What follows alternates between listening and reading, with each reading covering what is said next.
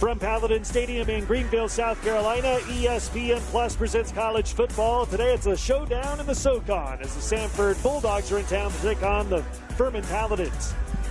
And a pleasant good afternoon, everyone. Welcome in. Brock Bowling, Brian Lambert with you. And Brian, it'll be a good offensive team in Samford against that stingy defense up front from Furman. This ought to be a good one. Furman had a good defensive performance last week, Brock. A surprising loss in Lexington against VMI, looking to bounce back at home. Samford, a big win over Western Carolina and Birmingham a week ago.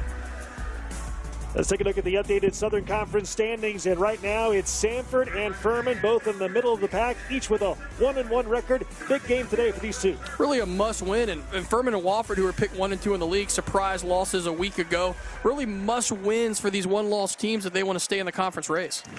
Let's take a look at our players to watch today. First on the offensive side, and for Samford, it all starts with dual threat quarterback number 7, Liam Welch. Kind of a two-quarterback system the Bulldogs run. Coach Critch Hatcher saying we go with the hot hand, and the hot hand right now, Brock, is Liam Welch, reigning Southern Conference Player of the Week.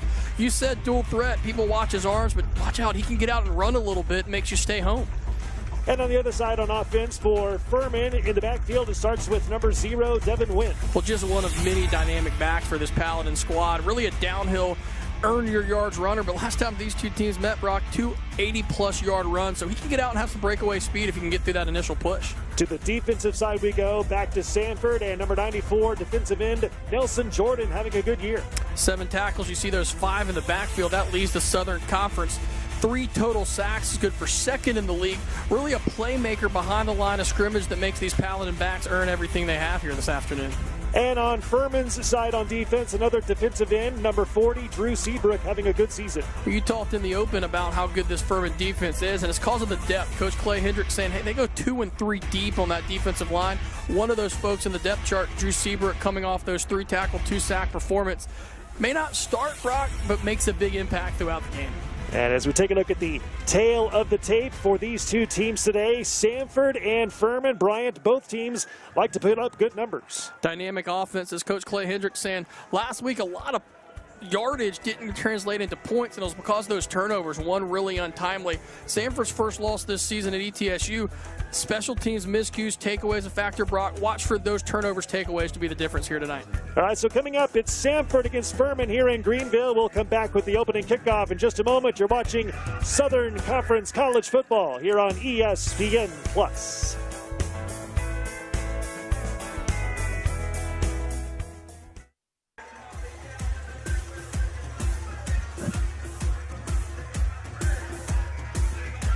Back in Greenville, there is Chris Hatcher, the head coach for Samford in his 6th season.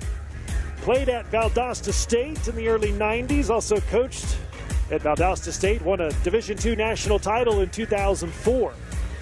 And now at the helm of Samford in his 6th year with the program. And of course for Furman, Clay Hendricks in his 4th season as the head coach of the Paladins. Played at Furman in the mid to late 1980s. Assistant coach here for 20 years. Now the head coach in his 4th season. And away we go here in Greenville as Ty King takes the opening kickoff from the 2. Fumbles the football. It's loose on the ground. And Furman says it has the ball. No indication yet from the official. And yes, Furman has the football after Ty King fumbled it near the 20. What do we talk about in the open? Turnovers were going to be a big deal in this football game this afternoon, and opening kickoff, not securing the football, that's a costly turnover, and the Paladins will have it right at the edge of the red zone. See the initial hit, Brock, I think it might have gotten knocked out by their own player that was looking to block right into the back of Noah Martin, and that might have forced the fumble, and a big opportunity for the Paladins. You see, kind of ran into his own guy, and I think that was the forced fumble. Yeah, a little friendly fire there on the opening kickoff of the game. Great field position for Furman. First down and 10 Furman at the Samford 20. Devin Wynn goes up the middle and gains a couple. He goes down at around the 17-yard line. For Devin Wynn, 6 foot, 216 pounds senior, preseason 3rd-team All-American here this spring. Comes in averaging just over 100 yards a game at 99.5. We talked about just one of 3 or 4 Furman backs that will get a lot of touches in this dynamic option spread offense. Hamp Sisson, the quarterback in the shotgun. On 2nd down and 7 after a gain of 3 by Wynn. Wynn again inside the 15. He's down to the 12-yard line, brings up 3rd down and short for the Paladins. Typically 3rd and short is a setting that goes well for Furman, a big offensive line. Last week it was Clay Hendricks saying VMI played a lot of man pressure. That allowed them to stack the box. They really had more up front the hats that Furman could block, and we'll see what Samford wants to do here, but expect something maybe up the middle for the Paladins with that big line. So 3rd down and 2 for the Paladins of Furman. Sisson, the handoff up the middle. Wayne Anderson, he has enough for the 1st down. He's inside the 10 to the 8-yard line. Wayne Anderson on the season, averaging 2.1 yards per carry. The 5'9", 203-pound sophomore. Yeah, sophomore out of Prosper, Texas. He's a player that Coach Hendrick told us that Furman needed to get more involved. He thought that was an untapped potential there, and there you saw motion out of the backfield. And Furman now in business inside the 10 after that opening kick, forcing the turnover. Ben Page is in the slot. 3 receivers for Hamp Sisson to work with on 1st down and goal. They go inside to Devin Abrams. He's inside the 5. It'll be 2nd down and goal for the Furman Paladins, coming in 1-1 on the season, beating Western Carolina here on week 1, 35-7, losing a tough one at VMI last week, 14-13 in week 2. About those 4 plays, you've already seen 3 different running back tailbacks touch the football, Brock, so trying to spread it out a little bit, and this is where Furman gets dangerous. You have DeLuca in the tight end spot. He's been a big factor this year with multiple touchdowns. A lot of weapons here in the red zone.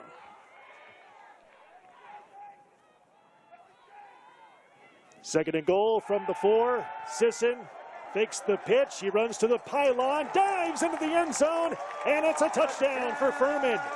Hamp Sisson with his first rushing touchdown of the season, and the Paladins strike first here in Greenville. A 20-yard drive, 5 plays, capitalized on that fumble on the opening kickoff, and that's the start Clay Hendricks going to want to see. You come off a tough loss, you wonder how your team's going to respond, and as you take another look, fake to left, was trying to little bootleg a couple guys in the pattern, but able to get to the pylon in an early 6-0 advantage. Timmy Bleekrode, the place kicker, will come on for the extra point. Right down the middle, and the kick is good. And a timeout on the field. Good start for Furman, 12:21 to go in the opening frame. Furman up by 7 here on ESPN+.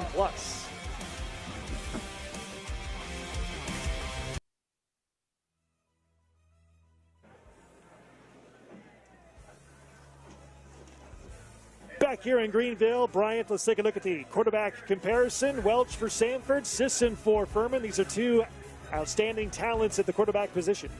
Yeah, you saw Sisson showing off the speed and getting to the pylon. Welch can do the same. Last week, Sisson took a lot of sacks. Coach Clay Hendricks saying, hey, some of those you might have couldn't have helped it with the line and the pressure. A couple want to get out of the pocket a little bit quicker and get out of your hands. But 2 dynamic playmakers, and Sisson taking advantage of the early turnover, and Welch yet to step on the field after that opening kickoff. Another chance here for Ty King, who takes it on a bounce at the 3-yard line. Fumbled the last time he tried to return a kickoff, the opening kickoff of the game. Fights his way for yardage, and he's out of bounds at the 26-yard line. That's where Samford will have its opening possession of this game, 1st and 10 at its own 26. See, breaks 1 tackle, stepped on the sideline, then a big hit coming. And late, you talk about the Samford offense. They're coming, Brock, off 55 points in that win over Western Carolina. Jay Stanton had 135 yards on 23 rush attempts in the backfield. He should be a big part of this game and offensive plan for this afternoon for the Bulldogs. So Liam Welch, the quarterback, on 1st and 10. The handoff to Jay Stanton, and that's one thing that Chris Hatcher said before the game. If his team wants to win this game today, it needs to have a good rushing attack today from number 20, Jay Stanton. Yeah, it needs to establish physicality up front. That's a big deal. Also, they like to get out and go, so look for a lot of no-huddle, quick tempo plays.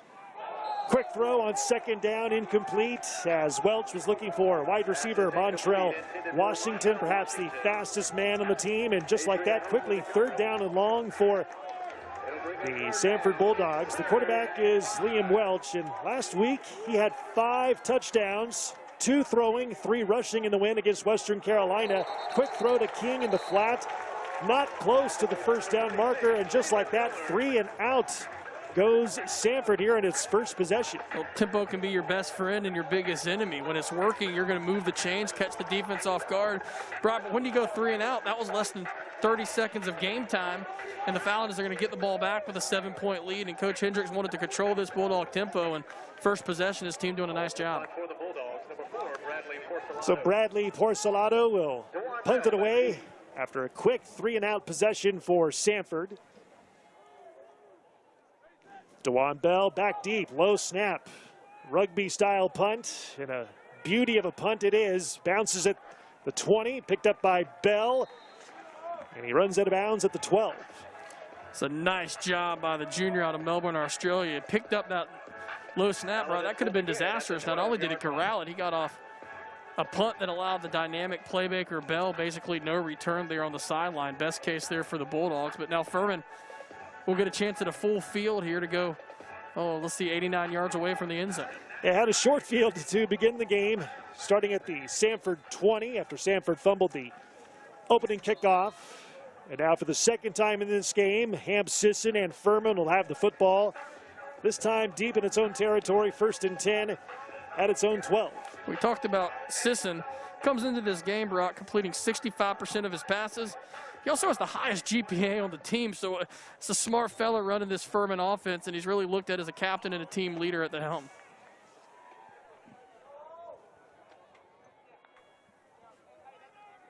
On first down, Sisson throws incomplete, looking for Wayne Anderson out of the backfield. We talked about Hamp Sisson. You mentioned it. He was sacked 9 times last week at VMI, and he saw way too much of those red jerseys by the Keydets last week. Some of it was mismatches, how many hats they were blocked. Some was offensive line problems. At that time, it was Dorian Gooch, the 6'2 sophomore out of Tampa, Florida, shooting through the line that forced the ball out of Sisson's hands early. Sisson under center this time. Penalty flag on the play. Gain of 1 to the 14, but let's check the penalty. Tackle made by Noah Martin. Outside. 90 for the defense. Line up this neutral zone. 5-yard penalty from the previous spot. 3-point second down. So somebody lined up in the neutral zone for Samford. 5-yard penalty, and that'll be second down and 5 yards to go. It's Furman offense, Brock's hard enough to stop. When you hurt yourself like that, that would have been a 3rd and 9 situation. Instead, the Paladins are kind of back in front of the change at 2nd and 5. Sisson under center this time. Pitch play. Kendall Thomas. And Thomas has stopped. Ty Herring, one of the first men there, number 47 for Samford. Stopped at the 20, pick up a 3, brings up 3rd down and 2. Yeah, Kendall Thomas comes in with 75 rushing yards on the season. He's a player Furman tries to get out in space, show off the speed. There you see fake up the middle, had a couple blockers out, and the Bulldogs doing a nice job getting a bunch of hats on the football. That's what you have to do against this Furman attack. You can't fall for that play action, misdirection, and you got to swarm the football. 3rd down and 2 for the Paladins. Up the middle, Devin Wynn fights his way for yardage, keeps those legs churning as Nathan East, number 22, takes him down for the tackle, but it's a first down for the Paladins.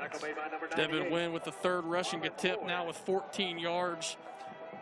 Take another look. We talked about Furman's offensive line, Brock. It's really hard to stop the Paladins in short yardage situations. You're going to see some movement out of the backfield, try to get an extra blocker in, and now Furman moves the chains for the 2nd time in as many drives. Wayne Anderson is the single setback. He will receive the handoff, off tackle, and fights for 2 yards up to the 28. Pickup of 2 brings up 2nd down and 8. Right, when we were talking to Coach Clay Hendricks earlier in the week, we brought up the offense at VMI. He said, hey, we put up nearly 450 yards before the negative plays. He actually said take a knee and kind of had neutral plays instead of negative plays. He thinks Furman wins that football game a week ago. He said got behind the chains too many times and try to stay on schedule. So even these 2-3 yard first down plays probably benefit what Clay Hendricks wants to see offensively early on. Sisson airs it out down the sideline, overthrown and incomplete. Looking for Zach Peterson, number 19, the flanker. He was covered in the backfield by one of the corners, Joshua Carter, number 21 for Samford. And it brings up 3rd down and 8. Yeah, this is a Furman team, Bryant, who Coach Clay Hendricks said his defense has been good this year. The offense coming around, but it was the special teams last week he felt made some miscues. Yeah, missed extra point was the difference in the loss at VMI. A couple other long fields. And here the Bulldogs have to get off the field. 3rd and long, a rare opportunity where you know Furman's going to go in the air. Sisson keeps it himself, fighting for yardage, has the first down. He's past the first down marker, down to the 37, first down Furman as they move the chains. Sisson is what I call sneaky quick. A year ago, Furman kind of had 2 quarterbacks. Darren Granger transferred in the winter, and he thought, oh, there goes Furman's kind of playmaker on the feet. Sisson actually had more rushing yards a season ago. And look at this, Brock, shows some moves, forces the missed tackle there by Noah Martin that would have been short of the chains. So a fresh set of downs for Furman, 1st and 10. Option, Sisson finds Devin Wynn, bangs off tacklers, past the 40, out to the 41. That was a good job by Nathan East. He didn't make the tackle, Brock, but he forced the pitch back inside. That allowed the defense to come help on the tackle. There's some space on the wide side of the field, and a nice job forcing the action back inside. So Devin Wynn gets the first down, first team preseason All-SoCon member. Gain 4 in the play, brings up 2nd down and 6.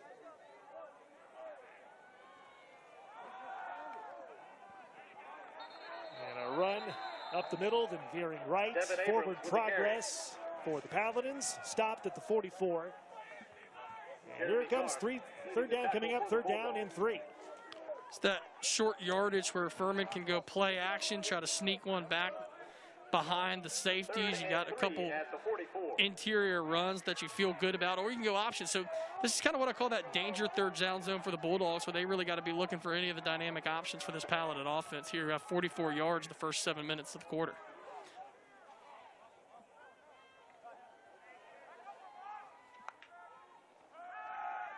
Sisson sets, looks, pass is intercepted. It's intercepted by Samford and by Ty Herring, and he will score. Correction, Chris Edmonds. Chris Edmonds with a pick 6. Touchdown, Samford. The 2nd interception of the season for Chris Edmonds, and it's a pick 6 for the Bulldogs. Well, you saw that play developing. It was a long throw over to the far side of the field. Brought from our vantage point, you saw it being jumped. On the opening possession against Western Carolina in the season opener, Sisson had another play very similar. That's just a good job seeing it come and reading, and once he called it, taking off. Only green grass between the end zones for Chris Edmonds. His 2nd interception of the season. Had limited playing time last year. Picks up a huge play here for Samford, and a chance to tie the game at 7 with the extra point coming up. Mitchell Finnernan for the PAT. And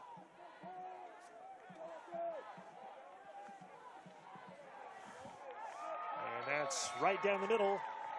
The extra point is good. And the kick is good. With 6:59 remaining. And a timeout on the field, 6:59 to go in the first quarter.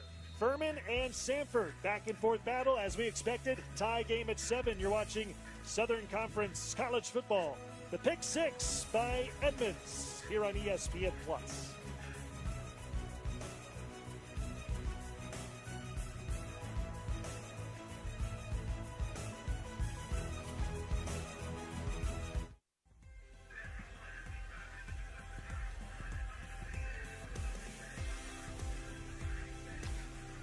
Bryant Lambert, Brock Bowling back with you. Let's take a look at that last interception, Brock. You see Sisson takes the snap, immediately stares down the receiver, didn't look at any other option. You want to see why it got jumped. Kind of looked at it the entire way, and right there to make the play there was Edmonds. Yeah, threw it right to him, and Edmonds reading it all the way, and you look at Sisson, disappointed, knew he threw it right to him. A pick 6 for Edmonds, for Samford, and we're tied at 7 here in the first quarter. Brock, Furman scored on their first 9 possessions. Last time these two teams met in Birmingham, that resounding Furman win. Was driving there, the interception. You got the feeling Furman may be able to put some space, and all of a sudden we're back tied up.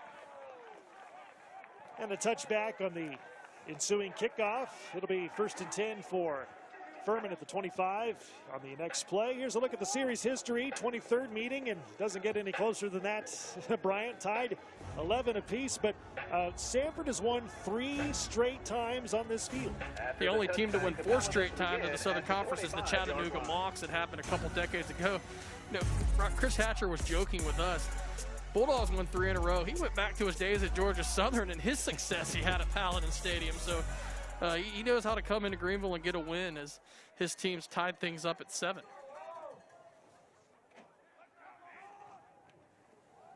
Here's Devin Abrams. We've called Devin Wynn's number a lot here today. Devin Abrams getting the handoff, averaging 4.0 yards per carry this season. Still looking for that first touchdown. Had 46 yards rushing at VMI last week. 19 yards receiving out of the backfield against the Keydets as well. He gains 4, brings up 2nd down and 6. The pitch play to Devin Wynn from Sisson, trying to turn the corner, and he's near the first down marker. Ball came out. Is it fumbled out of bounds, or was he down? They say he was down right at or near the first down marker.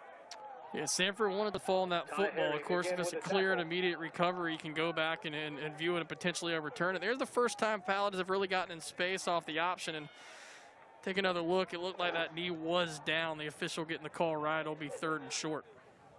It's a 3rd down, less than a yard to go. Might want to take a look at it. Are we going to look at the replay?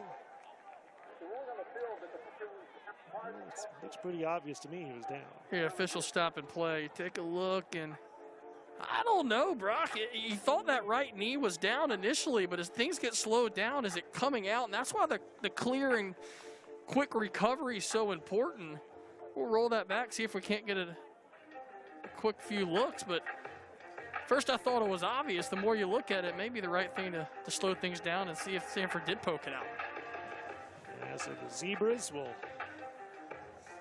communicate upstairs and take another look. See if the knee was down. Talked about turnovers potentially being a huge factor in this game. It's been the case, and look at that right knee. Is that down before the ball comes out? I can't tell if it gets on top of the defender first, and the ball's out there. The question becomes, is it indisputable video evidence? You hear that term, and it's probably overused, and it's kind of hard to see almost within the shadows when the knee goes down. Now the call on the field, you see the official right there on the sideline points to say knee was down before the ball came out. Samford disagrees. So far, the early going, just to make sure, they're going to take a look. Furman over 55 yards of total offense. Bulldogs only with 6 yards. They haven't even gotten a first down. That pick 6 huge in here. That's not going to be the angle to overturn it. It's going to be that first angle we showed you that may be the overturn, if there is one. I think the longer you look at this, the better it is for the Samford. And I think did Samford clearly recover it in bounds is another big thing to look at on that far sideline. Yeah, number 45, Thomas Neville, recovered it, but looks like his leg was out of bounds. So they got all kinds of stuff to look at here on this play. I say we have the easy job. We just get to talk about it and say what we think. Our opinion doesn't matter. But, yeah, I think the recovery is a great thing to look at there. You have, was it recovered? Still loose there, but if you get touched out of bounds, and if it gets touched out of bounds, theoretically it wouldn't be a recovery. Brock, I'm with you. I don't think it was recovered in bounds, so it could be a moot point after all that. Yeah. Great job by the. Tell you what, it's spring football. It's different for everybody. How about the production crew getting those shots here early SoCon season? Great shots, great camera work. Spring football. It's a nice day, but it's a little chilly here for early March. It's like an October game, right? Yeah. That's kind of how you feel. You know, you ask the coaches, does it feel like football? They were kind of like, yeah, once you get out there, it feels normal. It doesn't seem like once you get between the lines, it's anything too different. And take a look just at one more angle. I think you're right, Brock. It's taking a little bit of time because what they're looking. I think the ball's out now. What I'm not sure about, it's not a clear recovery yet, and there it is, and you see that right knee land on the sideline. I think it's a fumble without a clear recovery, and it will be Furman football, but things will still get sorted out down on the field. Well, Coach Hatcher, you're talking about his playing days? Let's talk about his coaching staff that he got to play under. Hal Mumme, that's the name folks remember from Kentucky, and then, just Mike Leach is the position coach. Right. We had some fun stories about that. We'll talk a little bit more about coaches' playing days here in a moment. First, we're trying to sort out what's the call on the field. Looks like they'll finally get a call, and I expect it to stay with Furman. We'll see.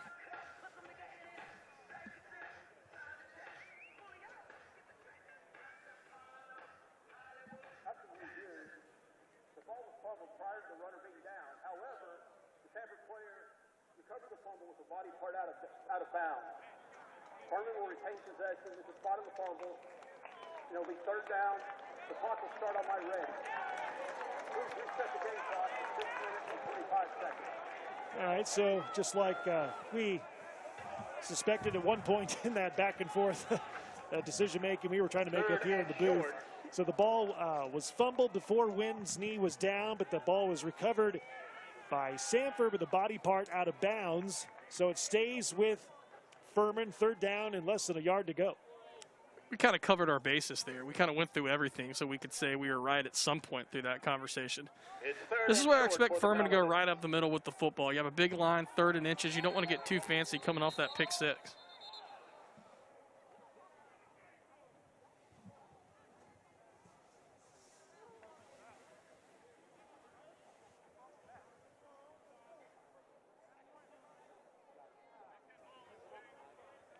I think they had to reset something on the clock, get a clock situation figured out.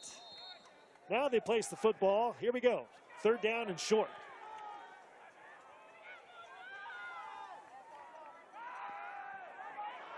And Devin Abrams fighting for the first down, and he, I think, might have lost a half a yard on the play. Bulldogs right there to blow it up at the line of scrimmage. Take another look, right when the hand in place. Nice job there on the defensive line. That looked like defensive tackle Tay Berry, the junior out of Mississippi. Brock forces the line of scrimmage back. Furman's going to go for it here deep in their own territory. Sisson under center. Abrams in the backfield behind him. They give it to Abrams again, and he is stopped at the first down, lost a yard in the play, and the Samford defense holds Furman, and now the Bulldogs have great field position. First down and 10 at the Furman 34. Coach Hatcher talked about being very physical up front. Back-to-back plays, blowing it up in the backfield. Furman trying to bounce it off tackle, and a bunch of white jerseys to get the ball back in prime position here for Samford. First and 10 at the Paladin 34-yard line. So Samford gets it back, this time in great field position. Tie game at 7 here in the first quarter. That's a lateral pass from the quarterback Welch to the running back out of the backfield, Jay Stanton, and he loses 2 on the play. Let's go to our keys to the game here today. And what do you have for us here, Brian? Well, we talked about Furman contained Samford tempo. Did a good job on that first drive, rolling to go quick. Samford wants to create space offensively. That's what they're doing here on the quarterback draw. And finally for the Paladins, Brock, Furman really has to set up Hamp Sisson for success, and they did it, but Sisson had that pick 6 there on the second possession. Welch keeps it himself. Liam Welch with the quarterback keeper. For the quarterback keeper. Brings up 3rd down and 8. Ball at the 33. It's 3rd down. Welch out of the shotgun. Here comes the pressure. Rolls out, throws on the run. Pass is overthrown and incomplete. Nearly intercepted. 2 Furman defensive backs were there. And just like that, brings up 4th down. And, well, if you're Samford, do you go for it here? I think you do. It's 4-down territory. You're kind of in no man's land. Furman forces Welch out of the pocket. Just 7 yards so far for the Bulldogs. Looks like they're going to come out. They're going to try a long field goal. This is going to be about a 50-yard attempt for the Bulldogs. See if they can capitalize on holding Furman on that 4th down. So Mitchell Finnernan will come on for a 50-yard try from the right hash for the Bulldogs.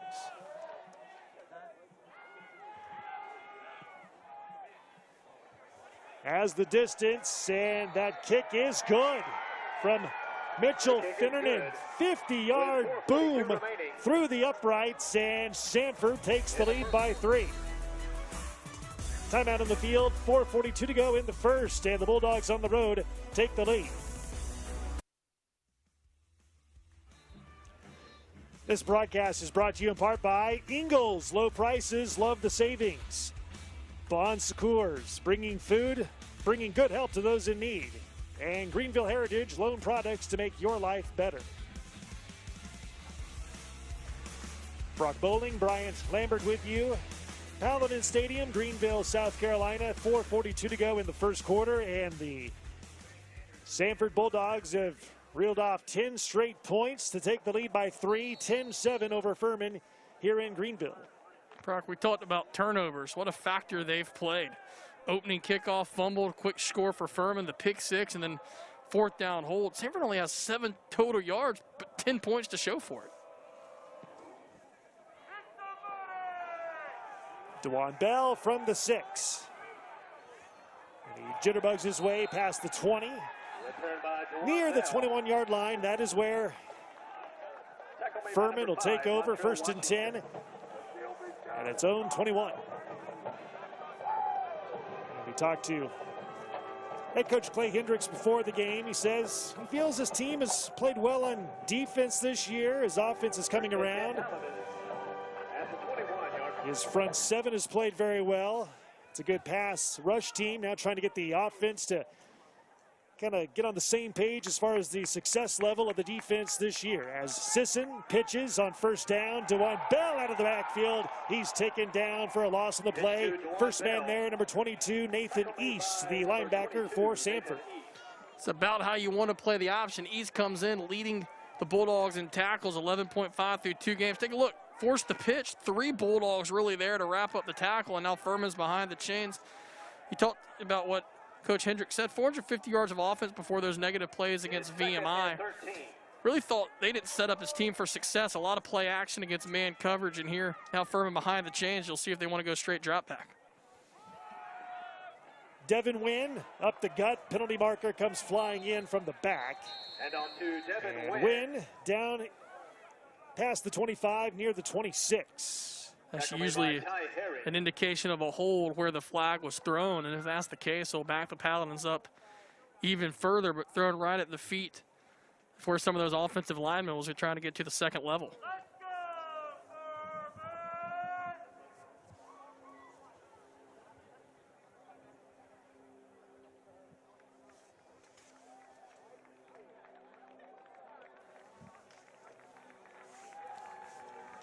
It's indeed holding on the Samford, or the Furman offensive line.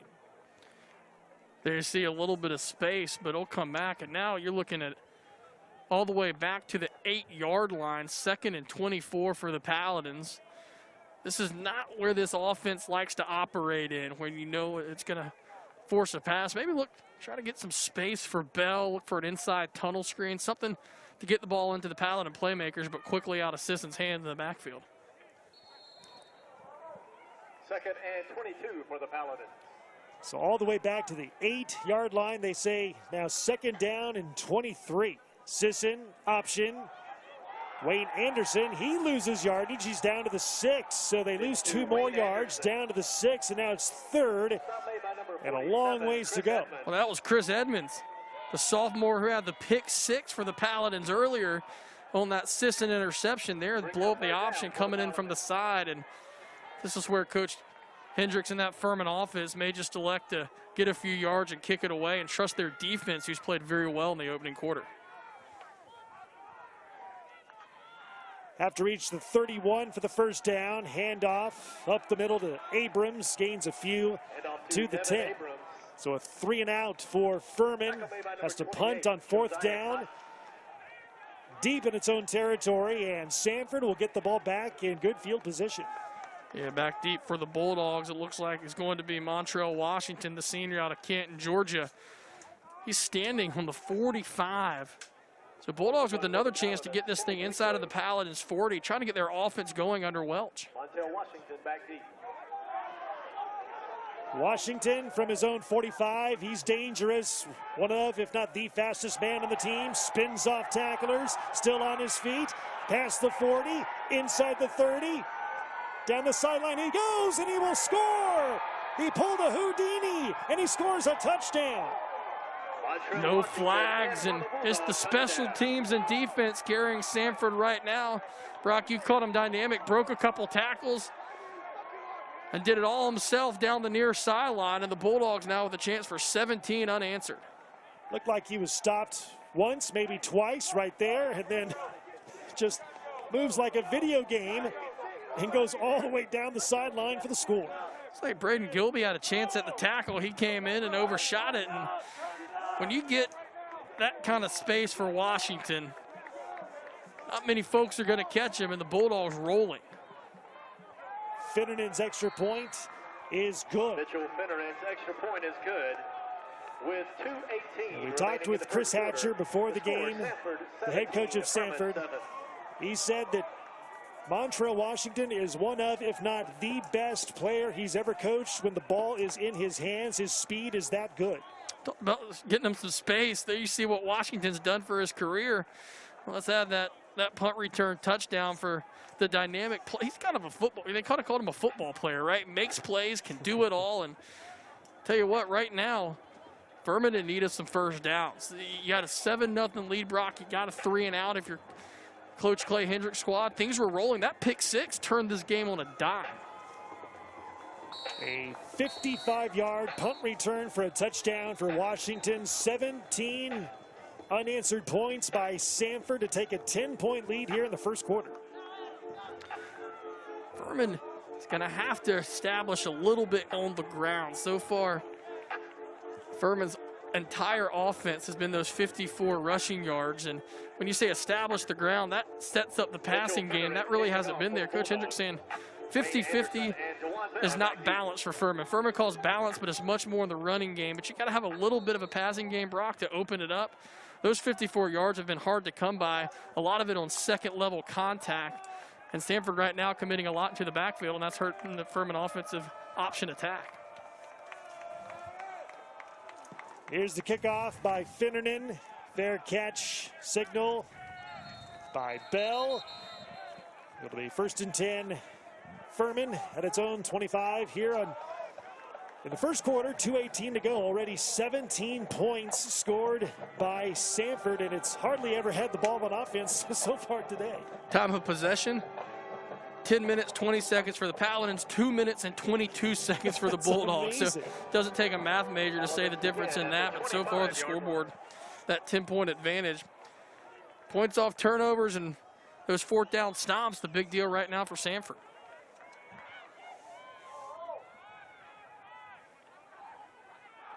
Option play. This is the wide receiver, Ryan DeLuca, forced out of bounds after a gain of about 4. Ryan DeLuca up to the 29-yard line for Furman. Okay, so what do you want to see here from the Furman offense to get things going here late in the first quarter? I think you got to be physical up front. That's where it starts for the Paladins there. They're trying to go out wide, Brock, and create some space on the edges. Right now, Samford up to the speed left and right. I think if you're Furman, other than those 2 short yardage situations, you got to try to pound it up the middle and establish the line. Sisson on the rollout, feels the pressure, has to throw it away. Incomplete. He was trying to find Wayne Anderson out of the backfield. He was covered. Sisson was being chased, had to throw it away. I think Wayne Anderson had a chance maybe to break his route up the sideline. He was going to be covered by a linebacker. I think could have run away from him. Instead tried to break it off and give an outlet to Sisson. But a good job, Samford, staying at home on play action. Furman tried to catch them sleeping, and the Bulldogs had none of it. And another quick 3rd down for Furman, 3rd and long.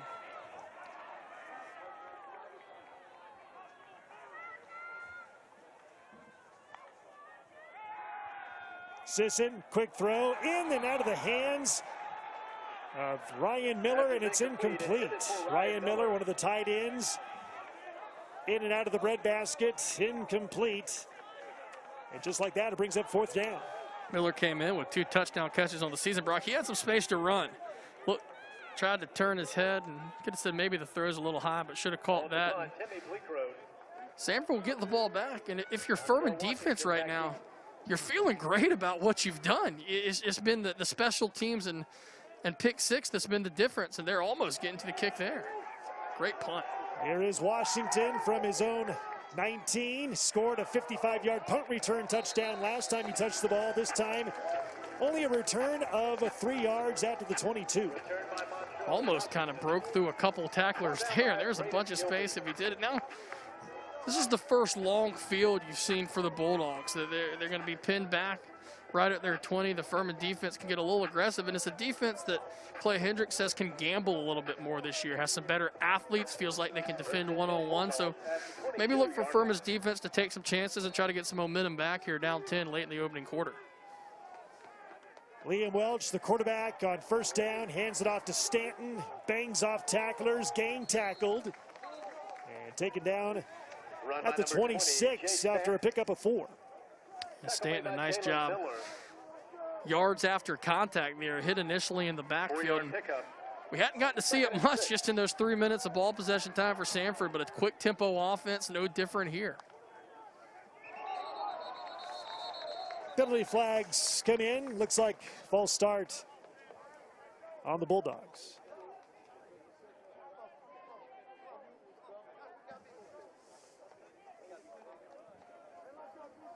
It's a Samford team which is 1-1 in the season. Lost week 1 2 weeks ago at ETSU 24-17.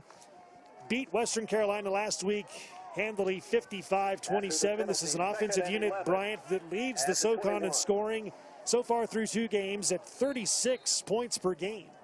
Yeah, there's 55 points a week ago helping out that. Look, with the tempo offense, there you see another one, and now a big space opportunity. Stanton.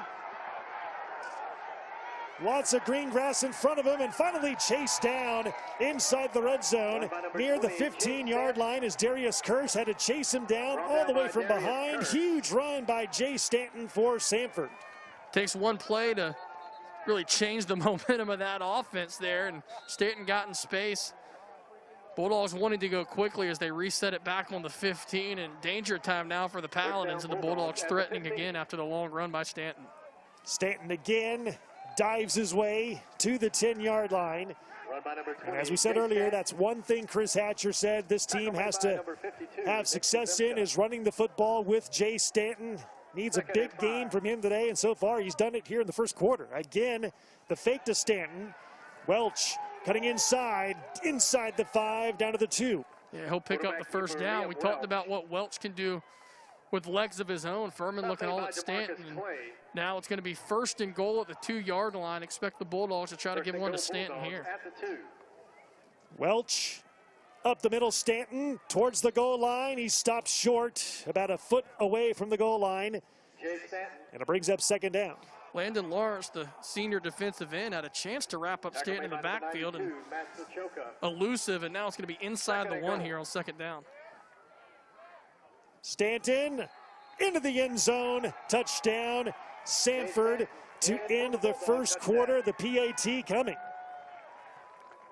Didn't need a lot of yards, just enough, and the big run sets up now a chance. Brock, 24 unanswered, and if you talked about, hey, Samford offense stagnant a little bit, they answered any question right there. 80-yard drive in about a little less than a minute and a half.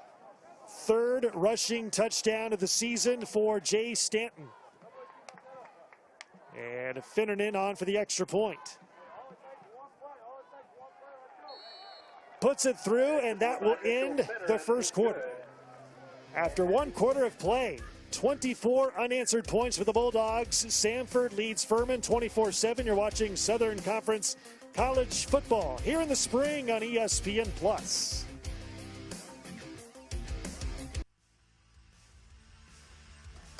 Back in Greenville, start of the second quarter, and you take a look at the time of possession, Bryant. Samford has only had it for just over 4 minutes in this game, and it had 24 points scored in the first quarter. And before that last drive, Samford only had 12 yards of offense in the first 13 minutes of the quarter. The last 4 times Samford had touched the football, pick 6, 3-and-out field goal, punt return touchdown, and then a touchdown on the long drive. Talk about a way to respond after you talked about at the break, opening kickoff, things like, oh no, just a casual 24 unanswered.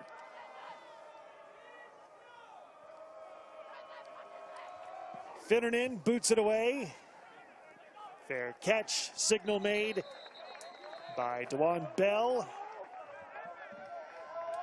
And it'll be first down and 10 for Furman at its own 25-yard line to begin the second quarter. Like what Bell did there. He's done it a couple times. Takes the fair catch. You get to move the ball all the way out. Of course, that new rule to the 25. How many times do you see players, Brock, try to return it, get to the 18, 19-yard line? You're giving up 6, 7 yards of field position just by trying to make something happen. I think most teams better off in the normal situations of taking it there at the 25.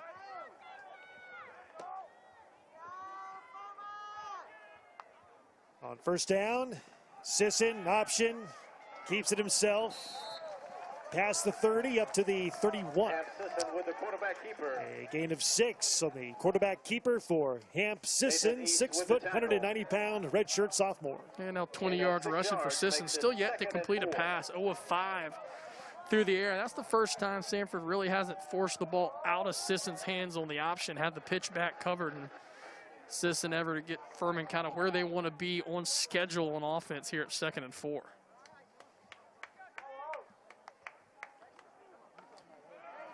Devin Wynn up the middle, fighting for yardage. Devin Wynn picks up the Paladins. Past the 30, up to the 37. Enough for a first down for Furman. Devin Wynn, 6 foot, 216-pound senior. Last week, 93 yards rushing at VMI. First and 10 at the 38. 217 yards rushing and 2 touchdowns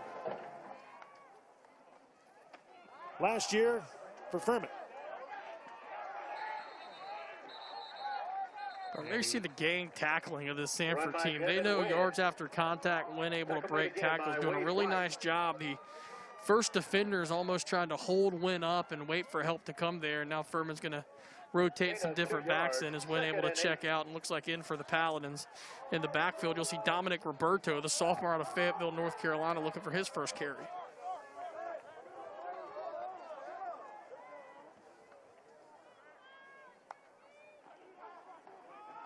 And Roberto, you called his name. They call his number. And off to Dominic Roberto. Out to the 41-yard line for Dominic Roberto, averaging 4.4 yards per carry this season. 5'11", 246-pound sophomore for the Paladins this year. Now comes a critical 3rd down and 7 for this Paladin offense, trying to move the ball down the field. Hasn't had good field position since 3rd and 7 the opening possession of the game, when the opening kickoff was fumbled by Samford, and Furman got the ball at the Samford 20, scored a couple of plays later. And since then, it's been nothing but Samford defense stopping this Furman offense, as Sisson has the first down. He's past the first down marker, down to the 49-yard line, and they'll move the chains. Yeah, nice job there by George Quarles and the Furman offense, spacing Samford out. They're thinking pass situation, 3rd and medium to long, and the pitch back was covered. Brock, that's the second time as you take a look in as many plays in this drive where nobody takes the quarterback. First rule of the option is get it out of the quarterback's hands, and there's Sisson able to deliver a much-needed first down for the Paladins. Like Coach Clay Hendricks said before the game, when it comes to Sisson, his teammates really respect him. He's earned the respect of his teammates, only a sophomore, tough kid. There's a pitch reverse to Ryan DeLuca, the wide receiver, inside Samford territory, inside the 30, down to the 21-yard line. A huge run for the Paladins on the receiver reverse. Ryan DeLuca with a big play, and that's exactly what Furman needed. Talk about an athlete. He's a player that I believe could have walked on the basketball team. Could have had a multi-sport athlete. Now Furman wanted to do some tempo of their own, a little bit out of the Samford style. Quick handoff for the Paladins inside the red zone, down to the 17. This is a big drive right now for Furman. You saw what DeLuca did a week ago. He was a big playmaker in that loss against VMI. Really, some big chunk plays. He was sole Paladin kind of receiving offense. But Furman can punch it into the end zone, steady the tide a little bit, and kind of take a deep breath, let your defense go to work, who for the large part was dominant other than that last possession of the quarter. Sisson, nowhere to go. Barely gains one, down to the 20. Back to Ryan DeLuca. Coach Hendricks said he was a walk-on turned scholarship player, talented kid. I said he's not the fastest, he's not the strongest, but he makes up for it with his intelligence. Just a very smart football player. He's the guy that got Furman down to the red zone here in the second quarter to begin the frame. Down 24-7 inside 11 minutes to go until the halftime break. This is where you saw the option last time. Sisson kept it. See if Furman doesn't go to the air. Maybe look for DeLuca or Ryan Miller. And we have trips at the top of your screen on the right for Furman. Sisson throws to the flat. Pass is caught out of the backfield. Wayne Anderson scoots out of bounds at the 15. Pushed out by number 40, Wade Sets White. up about 4th and 6, 4th and 7. I think you'll see Furman bring the field goal squad on here. Long throw there to the far sideline. They said stepped out of bounds, so that's why it's a little longer. This is going to be Bleak Road's first field goal attempt of the year. See how it performs under some pressure. Timmy Bleakroad on for the field goal. A 36-yard attempt for Timmy Bleakroad, right-footed kicker. As the distance, and that is through the uprights, and the kick is good. So Furman scoring on its first possession of the first quarter, and now its first possession of the second quarter for the Paladins.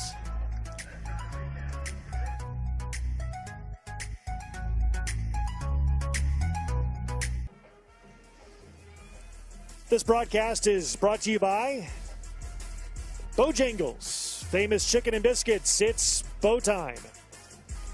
Pepsi, the official beverage provider of Furman Athletics. And Weston Poinsett, elevate your stay at Greenville's AAA 4-Diamond Hotel.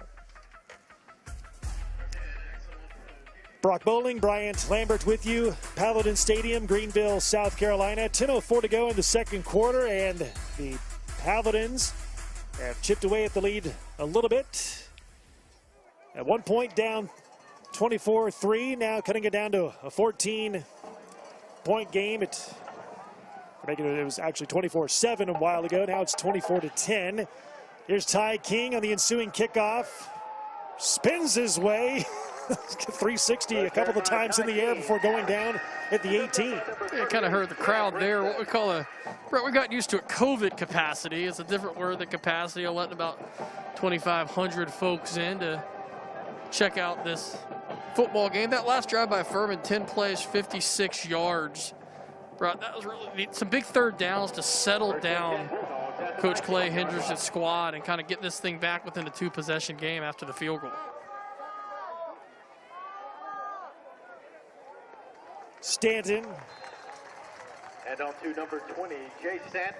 Gain of a couple out to the 21. So the Furman Paladin defense is out there, Bryant. And this defense last week in the 14-13 loss at VMI held the Keydets to just 20 yards rushing last week in week 2. So far, the Bulldogs just 89 yards or 92 yards. The majority of that, Brock, coming on that long run by Stanton. This will be a false start. I'll back him up. How about this? Just 2 combined pass yards, 1 for each team. And you know the strength of both these teams is on the ground, but got to be staggering a little bit for the lack of balance. And now the Bulldogs will be behind the chain after, I think that's going to be their 3rd penalty of the afternoon. This now will back them up, or 4th penalty for 20 yards. After the penalty, ball spotted at the 16-yard line. 2nd and 14. So 2nd down and 14 after the false start. Welch fakes the throw. He'll keep it himself. He's a guy that can run the football, throw the football. A part of 5 touchdowns last week in the win against Western Carolina. Threw 2 touchdown passes and ran for 3 scores. Yeah, 83 rush yards, something definitely got to keep an eye on through 2 games. Now another chance for the Furman defense to get off the field, try to get back in it. 3rd and 6, pressure comes, pass is batted away and incomplete as Micah Robinson, the corner, able to get the left hand in there, knocked it down, and Samford goes 3 and out. How about the freshman cornerback getting his left hand in? Coach Clay Hendricks is going to say, hey, you got 2 freshmen in there. All 4 corners really could play. You have, of course, dynamic playmaker Blackshear, Brock, who's out with a hamstring injury. Callie Chiswick seeing a start there in the secondary as well. So they're the young Furman cornerback able to make a big play for his team.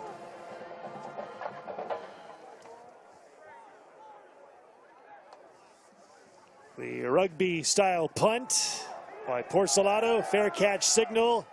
Bell lets it drop inside the 40. And rolls down to a stop. And downed by Samford at the 35. So decent field position for Furman as it gets the ball back. This Furman offense, 113 total yards, 112 of them coming on the ground, 6 first downs, just 2 first downs, Brock, for Samford. So right now, if you're the Paladins, it's not panic time. Your defense, minus that 1 play, has held Samford in check. And we'll see if the Paladins can't get something through the air, whether on play action or try to get something short for Sisson to get comfortable throwing the ball. Option, Sisson keeps it himself and gains a couple up to the 37. Brock, you've noticed Samford doing a really good job what I call stringing the play out. They're kind of not necessarily taking that angle, but running laterally, trying to force Furman toward the sideline, let those flank defenses come in, and that's limited the big plays off these options that Furman sometimes gets with the quick pitches and able to outflank a team to the far side. Samford is 1 on this field 3 consecutive times. Furman trying to prevent a 4th straight victory by the visiting Bulldogs here at Paladin Stadium. Gain of 3, 2nd and 7. The give to Devin Wynn. And he gains up to near the 40-yard line, brings up 3rd down, and medium range yardage to go for the Paladins. Saw Sisson pick up a couple of first downs with his feet last drive here, 3rd and 6. Bulldogs may be thinking pass, but you got to watch out Sisson, get the ball out of his hands, especially on the run, as Furman's picked up a couple 3rd downs on the ground through their quarterback. As Furman 4 of 9 so far on 3rd down plays here today.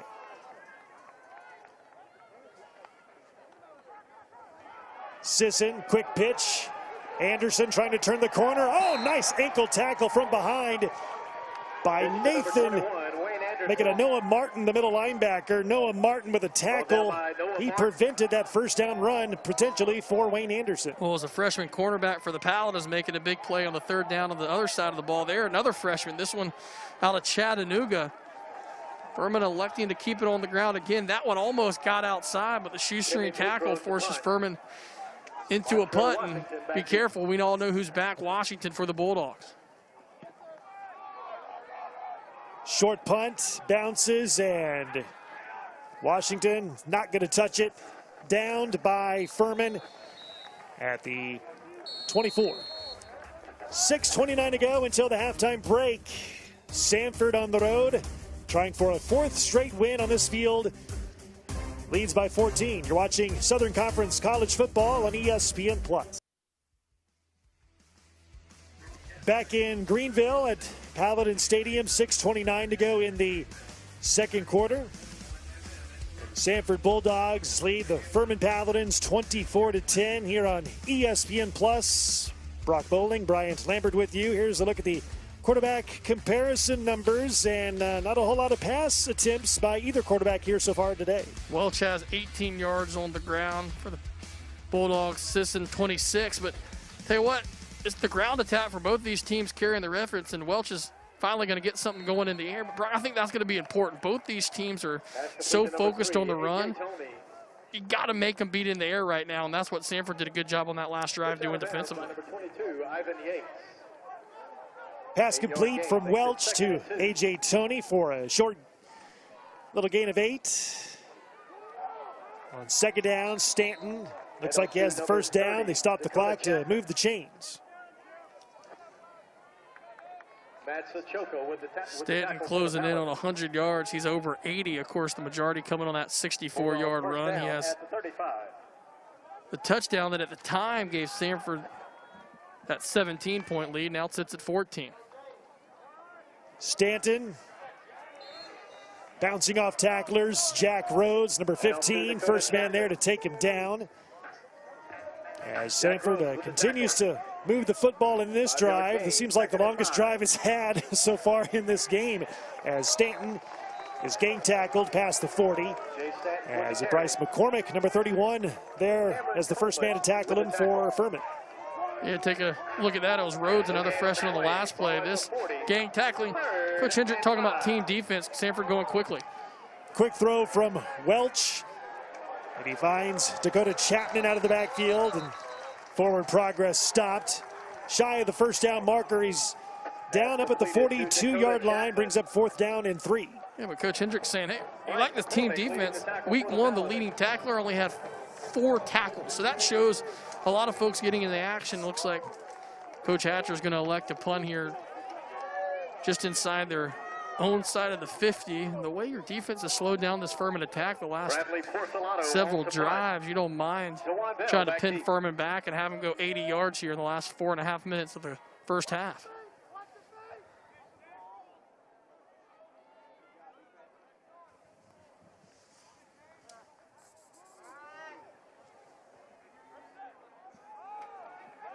Porceletto boots it away. High but short kick. Fair catch signal by DeJuan Bell. Hauls it in at the 25-yard line, and that's where Furman will take over. 1st and 10 at its own 25. Down 2 scores, 24-10, 4:34 to go in the second quarter. We'll be back after this here on ESPN+.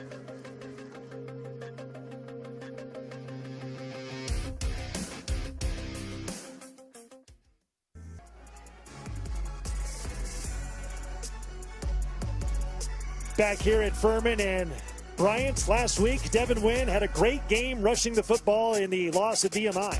Yeah, nearly 100 yards. He was able to do it inside, going downhill, showed his speed a little bit on some outside runs. It was tough sledding in Lexington, Virginia. A lot of gold helmets were inside the box, really daring Furman to throw it. Right, that's a lot what Samford's doing here. They're trying to force the ball outside, maybe over the top, and doing a really good job of stopping yards after contact. Furman, though, Brock, 4:34 to go, 3 timeouts, plenty of time to go down and get points. And if you're the Paladins, you get the ball to start the third quarter. So, yeah, it's a 14-point game, but very, very manageable with time downs and then getting the ball to start the third quarter.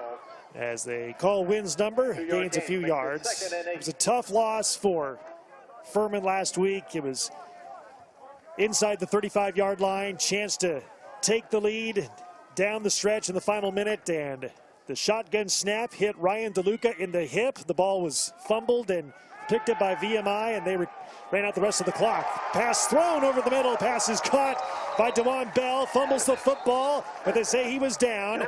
Good catch by DeJuan Bell. First down for Furman. Yeah, Bell had plenty of space right across midfield, was running 3, and there you saw a little bit of that. I believe it was a play action, fake dive up the middle. Now Furman with 3 timeouts, 3:45. Thought we were going to see another look there when you found Bell, but finally the passing offense. Maybe get some space now up front to run. Out the middle, Devin Abrams breaking tackles. Oh, and finally taken down by Chris Edmonds. He's the one that had the pick 6 for Samford on defense in the first quarter.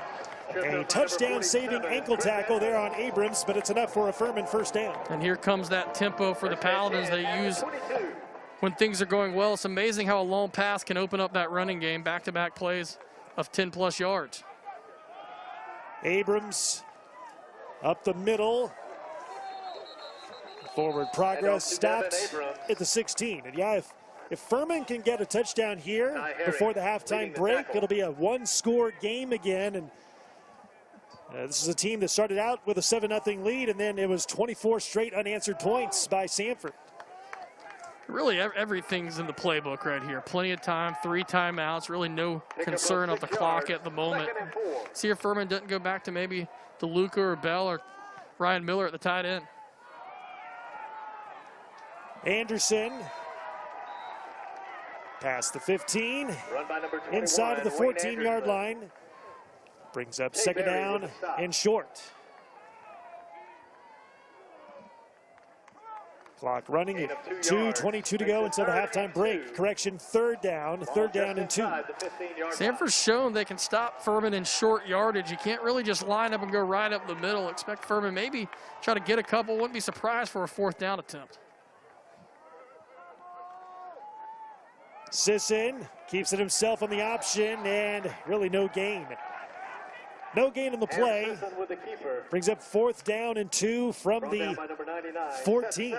Well, you saw the option to go dive up the middle. It looked like Wynn might have had a little bit of space if he got the football, but Sisson electing to keep it. Now, Clay Hendricks may let this clock wind down, and I would use one of the 3 timeouts here potentially to make this big 4th down decision, and I think that may be what he's going to do.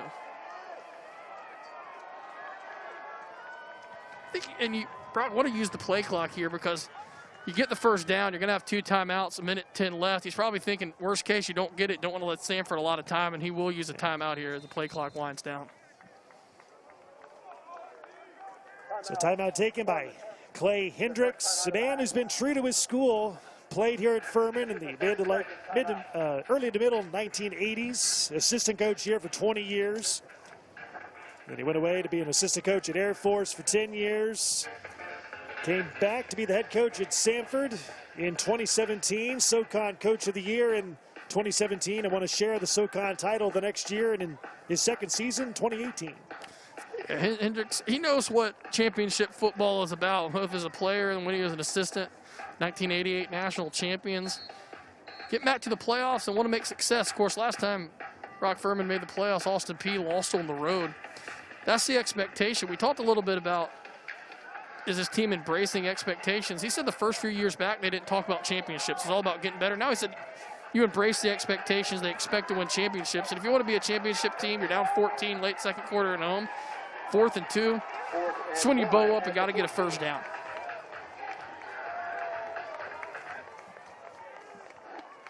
Fourth down and 2. Watch Devin Wynn lined up on the near side hash out of the backfield. Sisson in the shotgun. Abrams behind him.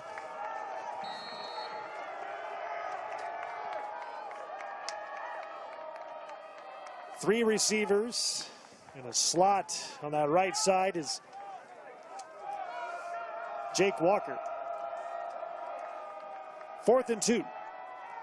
Abrams right up the middle has the 1st down. He needed 2. He got 3. 1st down for Furman. Clock stops momentarily to move those chains. 1:15 to go in the 2nd quarter. Nothing fancy about that. Line up, spread them out, and you take the big Devin Abrams, 226 pounds up the middle for a 1st down, and 1:05 to go, 2 timeouts. You don't have to rush. You just got to be aware of game and time situation and try to make the best of this last 58 seconds.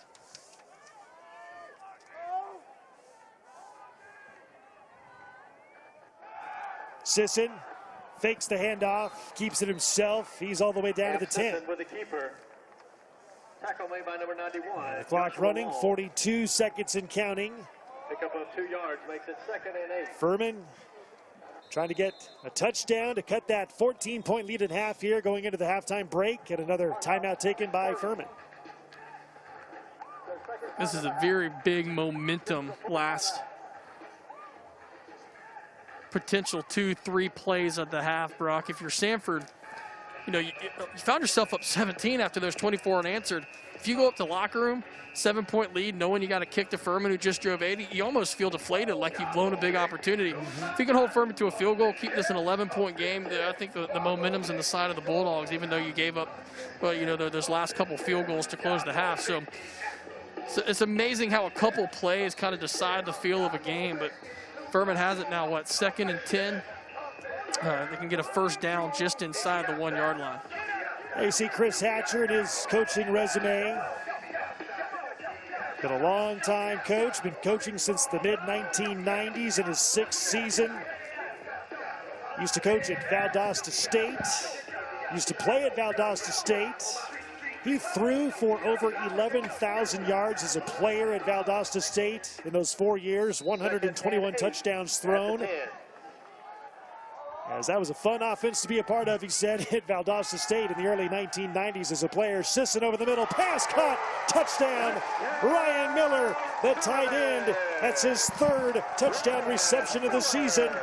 And a chance for Furman to cut the lead to 7 here with the PAT. That had to be a blown coverage. Wide open was Ryan Miller down the right side hash. And Furman now erasing a 17-point deficit, going to make it just a touchdown game if Bleak Road can put it through the uprights. Timmy Bleak Road for the PAT. Bleak Road with the point after, right down the middle. The kick is good, and Samford has made it a one-score game. 24-17, 31 seconds left here in the second quarter. Take a look at this last drive. That was the long pass to Bell over the middle, and that was part of a Paladin drive that went 9 plays, 75 yards, and really brought a lot of folks getting involved on that drive. Take a look at the touchdown pass. Really no one in the neighborhood tried to come over late with it for the Bulldogs. There was Cade Blackman, but talk about a statement drive for Furman. I think that was one of them. So Furman was down 24-7. It got a field goal 2 possessions ago. This last possession, a touchdown, a much-needed score, as Hamp Sisson threw his 6th touchdown pass of the season. Ryan Miller caught the pass for his 3rd touchdown reception of the year. Now 24-17. Furman just down 7. 31 seconds to go here in the second quarter. We talked about it before the game. Good offense of Samford against good defense of Furman, and you throw out the offensive defensive numbers. Just looking at the two teams on paper, we knew this was going to be a good matchup and a good game. It's turned out to live up to the hype. It's been a game of swings, right? How it started with that fumble on the kickoff, and then Samford coming back with those unanswered points, Furman coming up. If I'm Samford and you don't get a lot on this kickoff here, I don't think you want to take too many chances in those final 30 seconds. Go into the locker room with your touchdown advantage and regroup after this 10-0 Furman run. Little squib kick taken by Ty Bowles. Bowles, a little guy, tripped up at the 28. By number 27, Ty Bowles. And this is a Samford team which can put points on the board in a hurry. It has a high-octane offense led by Liam Welch. It has a good backup quarterback as well that we might see today in Chris Oladokin. First and 10, Samford. But right now, first down and 10, Samford at its own 28. Yeah, you maybe give Stanton a crack at it, see if he can't bust a 20-yard run, get toward midfield. If not, don't want to take too many chances here back inside your own 30 with 25 seconds in the half.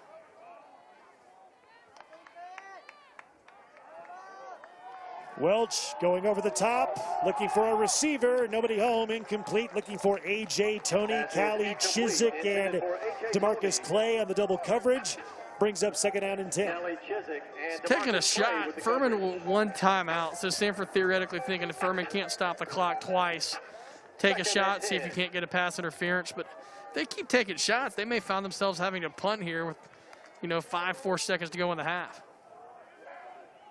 Stanton number 20, runs to the left, tackled just shy of the 30, and that'll take us into the halftime locker room as Samford will not run a play. That's the end of the first half. Halftime is here in Greenville, South Carolina. Back and forth battle. Furman trying to make a comeback. It's down 7 at the break. You're watching Southern Conference College football here on ESPN+.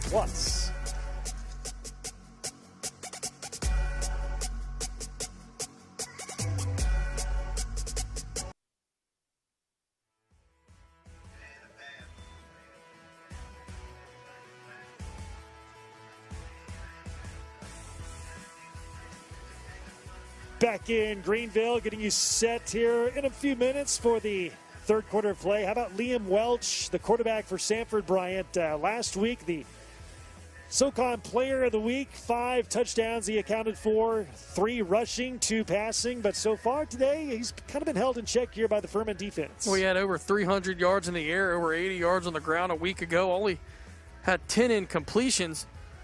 Well, He's only attempted 7 passes this afternoon, made 3 of them for 11 yards, and on the ground held just to 18 yards, and a lot of those came on that 1 first down play early on. So Furman's done a good job containing Liam Welch. Staten got out to that 1 long run.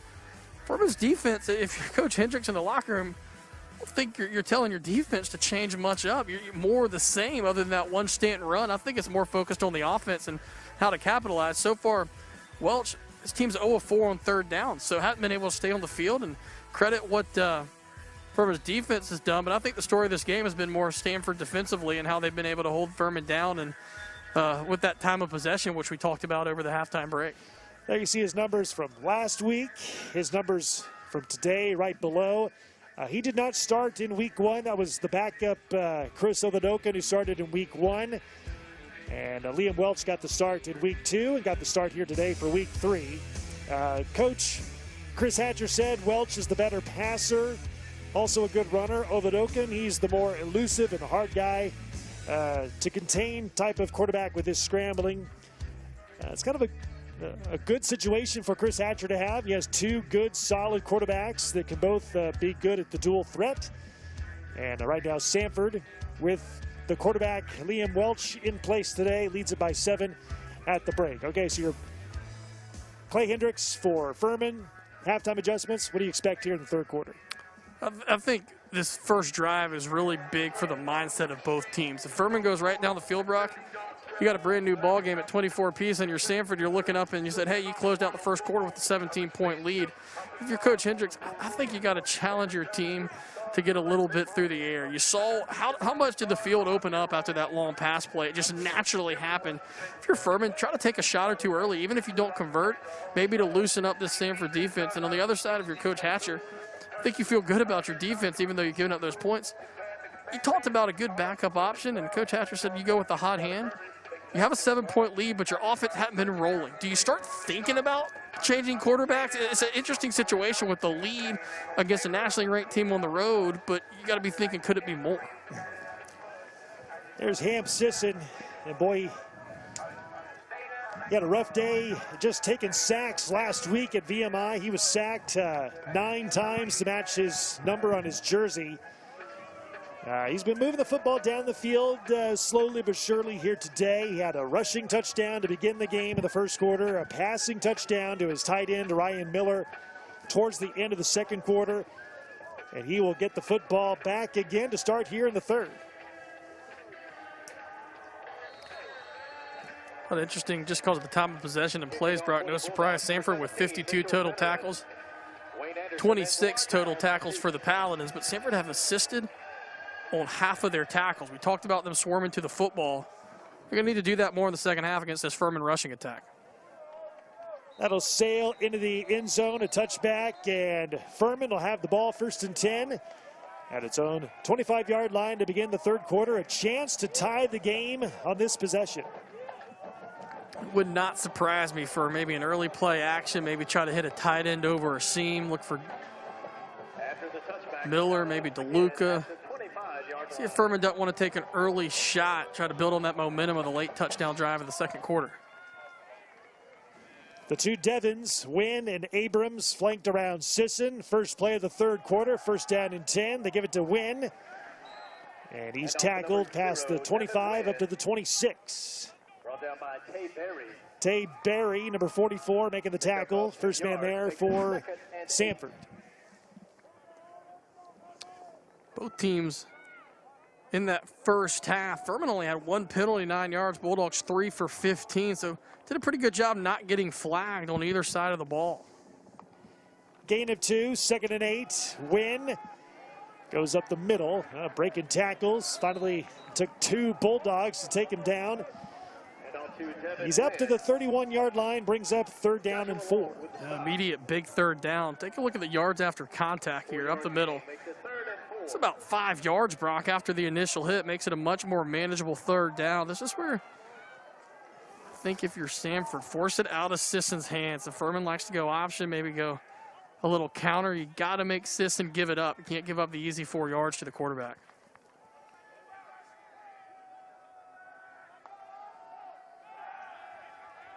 Sisson, all kinds of time over the middle, overthrown and incomplete. He was looking for Zach Peterson, the flanker, cutting over the middle, just went through his hands, overthrown, incomplete. Peterson was open, it looked like. Cutting across, you called it the drag route. Redshirt sophomore out of Roswell, Georgia. Had some space, turned upfield, and just over the outstretched arms of the Bulldogs, able to get a big 3-and-out on the opening drive of the third quarter. So a 3-and-out for Furman to begin the third quarter. Montrell Washington to receive the punt from Timmy Bleekrode. He already has one 55-yard punt return for a touchdown. He is stopped and taken down. Forward progress stopped at the 12-yard line. Good special teams coverage containing Washington on that play. He looked like he kind of acted like he was a fair catch. He stood there and tried to make a move, but Furman didn't fall for it. Notice he didn't make the fair catch signal and stopped him at the 12. Looked like that was Patrick Wells getting down there for Furman, the redshirt senior. He was down there to help make sure it stayed on the ground. The initial tackle, Julian Ashby, the freshman out of Lowburn, Georgia. And talk about flipping field position. Big punt, no return, Bulldogs 90 yards away. Welch over the middle, pass caught by the tight end, Michael Weiss. And Weiss inside the 50 into Furman territory. Down at the 48-yard line, a huge catch by Michael Weiss. Big pass play, Bulldogs going immediately to the air, trying to get Welch going. Getting past the linebacker, and Samford going quick. And a penalty flag comes in. This might be a false start, illegal procedure on Samford. That kind of trade-off we talked about, going fast. You can get off the field quick, but also got to make sure you're set. Nothing kills a big play momentum like a procedure penalty, and now the Bulldogs have it 1st and 15 back on their side of the 50. After the penalty, 1st and 15. So 5-yard penalty now makes it 1st down 15. Washington is such a versatile back. He could be a wide receiver, running back, special teams return man. Had a 55-yard punt return in the first quarter for a touchdown. And just a guy that the coaching staff says makes this team better when he has the ball in his hands. He can really create. Welch over the middle, pass caught. A.J. Toney with the catch and the 1st down for Samford, down to the 31. Second long pass play in 3 plays to start this drive. This is where that momentum and the tempo of the Bulldog offense starts to pay off. As Furman smothering the run, the pass, though, opening up. And on to number 20, Jay Stanton. Jay Stanton with the carry. Wilkins leading the tackle. Samford that had just 11 pass yards in the first half. They're up to 70 yards in the airs. Rock Bulldogs down up front. Looks like that the center. Bo Myers. Bo Myers, 6'4" sophomore, 269 pounds. Played 6 games last season, including 1 game against Furman.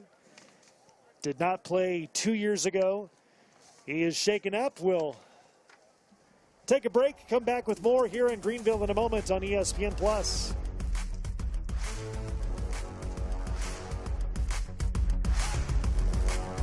Back.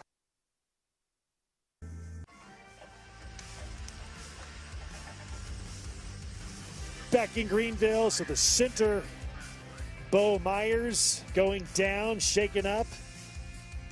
And so a new center into the game now for Samford. All right, that's a big deal. You're coming out. You're not just new offensive lineman. You got to get that shotgun snap on the money. Backup center Cooper Frazier, just a freshman, and there you see an immediate aspect.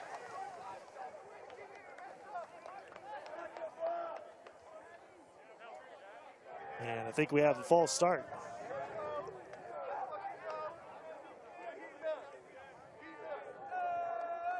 False start. Number 7 and 30 of the offense. 5-yard penalty from the previous spot. Remains 2nd down.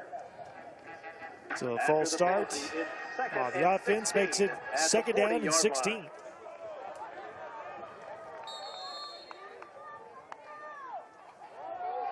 The fake to Stanton. Welch being pressured, throws on the run, pass is caught by Dakota Chapman out of the backfield. He's near the first down marker. Dakota Chapman.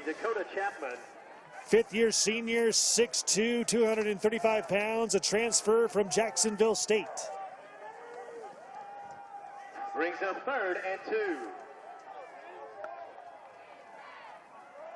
Welch up the middle, big hole, inside the 10, and ankle tackled from behind by Callie Chizik, number 24. He saved a touchdown run as he tackled him inside the 10 down to the 8. Son of former Auburn coach Gene Chizik. There you saw the motion out wide that kind of had the Furman defense stretching. The first time he really showed Welch utilizes speed right up the middle, and now Furman able to halt a little bit of that momentum. They have a player down on the far side. Will slow things down.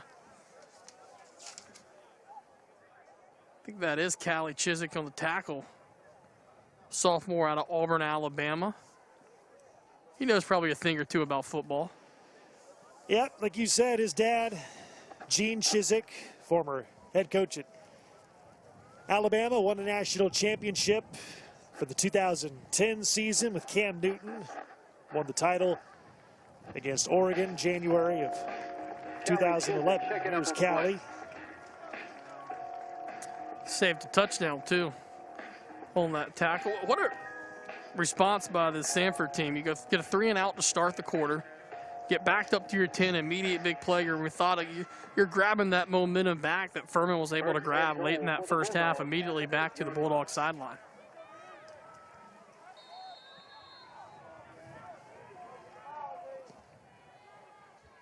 First and goal for Samford. They fake the jet sweep. Here is Welch.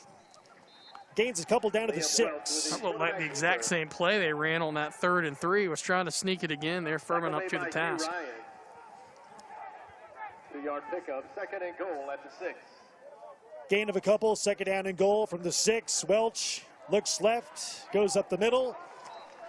Gains 2 more yards down to the 4. So now trying to 3rd get down and goal. Space for Welch. You saw formation on the far side. You had a couple receivers out, 3 up front, 1 in the backfield, and faked the screen pass. Similar methodology trying to get Welch up the middle. Big 3rd down here. High snap. They give it to Stanton, and Stanton, no gain. In fact, he lost a yard of the play down from the 4 back to the 5. So 4th down and goal from the 5 for Samford. Looks like the kicking unit will come onto the field. It's a nice stop by the Furman defense.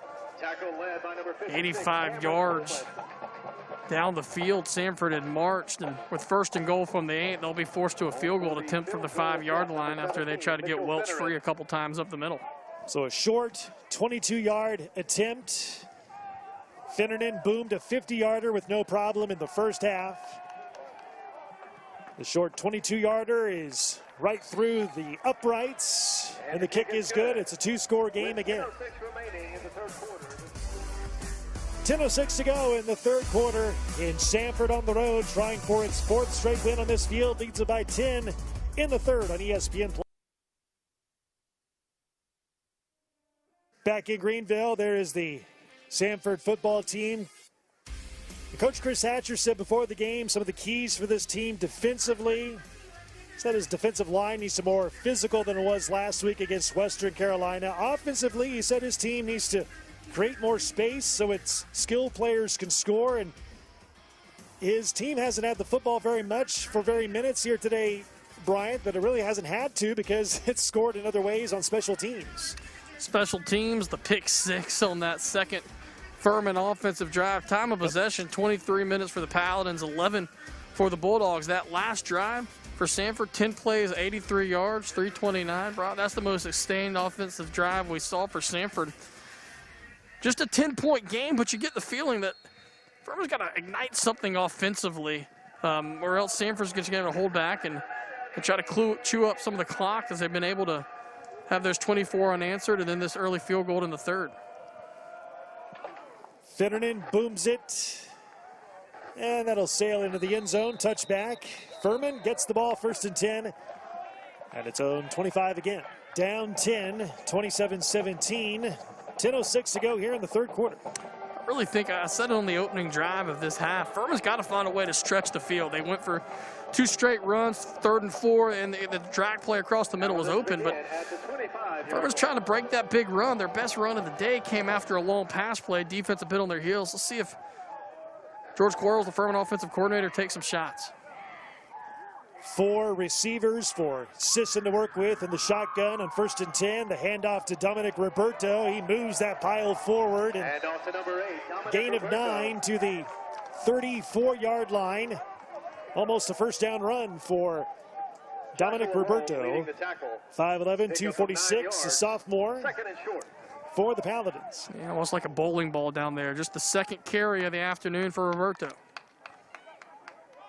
The fake to Roberto, throws over the middle, caught by Ryan DeLuca. He's off to the races, trying to fight through tacklers inside the red zone, down to the 13-yard line. Ryan DeLuca, Mr. Reliable, the senior, with a big first down catch for Furman. Well, there was the play action, and you saw DeLuca cutting across the middle. Man coverage, Brock, tons of space. So Furman did take the shot, used the run to set it up, and now the Paladins in business inside the red zone, where the afternoon Furman is 3 of 3 inside the 20.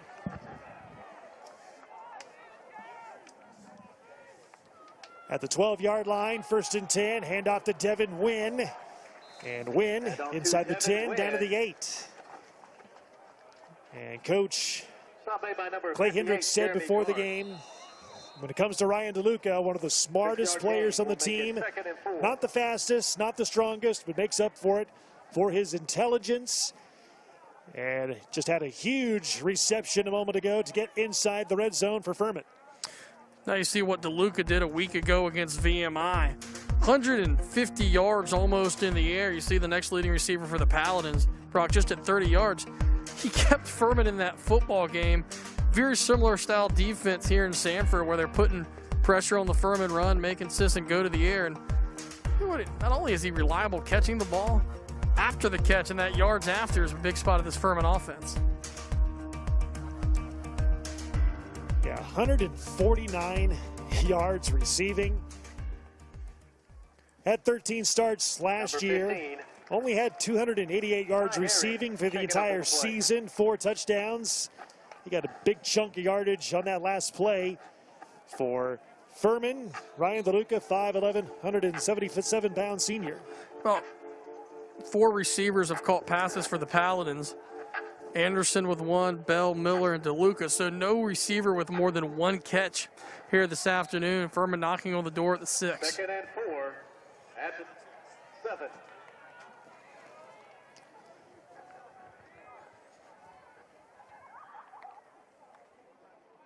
Sisson over the middle, pass incomplete. Looking for Ryan DeLuca over the middle.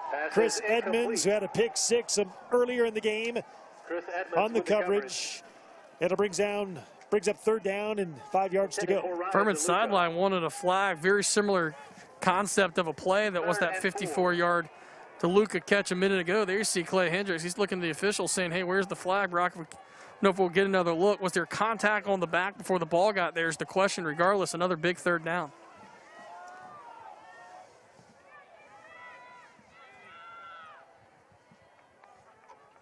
On 3rd and 5, Sisson, here comes the pressure, throws, pass is caught by Devin Wynn. No, it bounces out of his arms and it's incomplete.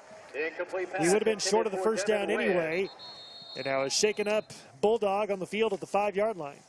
Yeah, Samford electing to bring pressure. That forced the ball out of Sisson's hands. You mentioned Wynn would have been short. But it would have gotten Brock to what, 4th and 2, 4th and 3, where Coach Clay Hendricks might have thought about going. Instead, he'll go out to Bleak Road as the Bulldogs have another player down here on the near sideline who was defending that throw.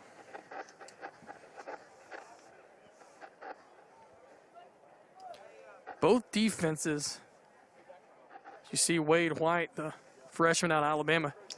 Both defenses stepped up big. Opposing offense is inside the 10-yard line, knocking on the door, looking for a big touchdown. Samford got 3. Now the Bulldogs forced Furman into a field goal attempt. Try to make it back to a 7-point game, but well, they say bend but not break. That's exactly what both defenses have done on the last 2 drives. So Akeem Johnson, initially shaken up, now appears to be okay, jogs off. There's Clay Hendricks. He talked about before the game, one of the keys for his team would be to make Samford one-dimensional. But it's on offense. Wanted to take away the running game, and he said, just be us on offense. Here is Bleak Road for the field goal attempt from 24 yards out.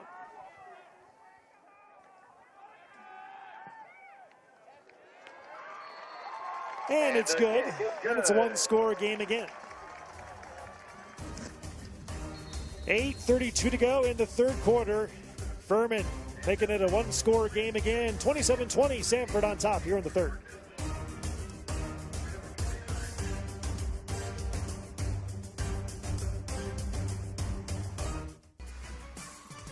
This broadcast is brought to you by Greenville Heritage, loan products to make your life better. Pepsi, the official beverage provider of Furman Athletics. And Papa John's, better ingredients, better pizza. Papa John's. Beautiful Paladin Stadium, Greenville, South Carolina. Furman just scored a field goal to make it a one-possession game. One-score game, 27-20. Samford on top, and Furman will kick it off to Samford as we approach the midway point of the third quarter. That 68-yard, 6-play drive in 94 seconds. Brock highlighted by DeLuca's 54-yard catch. Bring it back to a one-score game. Ty King taking the kickoff. He's out to the 14-yard line. That's where Samford will retake it on offense. 1st and 10 at its own 14. Talked at halftime about both these teams getting it going through the air, Brock. That's been the difference here third quarter. Samford came out slinging it on first down last drive. That opened up the playbook. Obviously, DeLuca's catch before. So now both teams starting to get it going through the air. We'll see if they go back to the run, as maybe can't put as many in the box to try to slow down the rushing attack.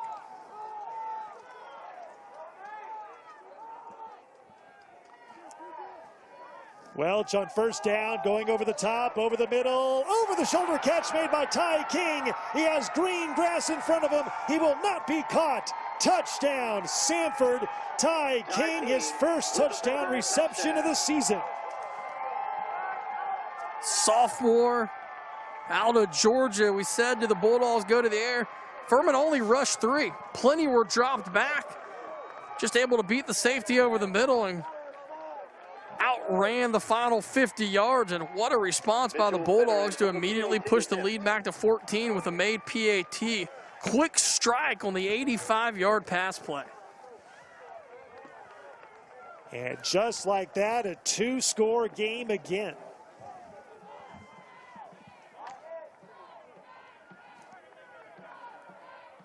Finnernan for the extra point.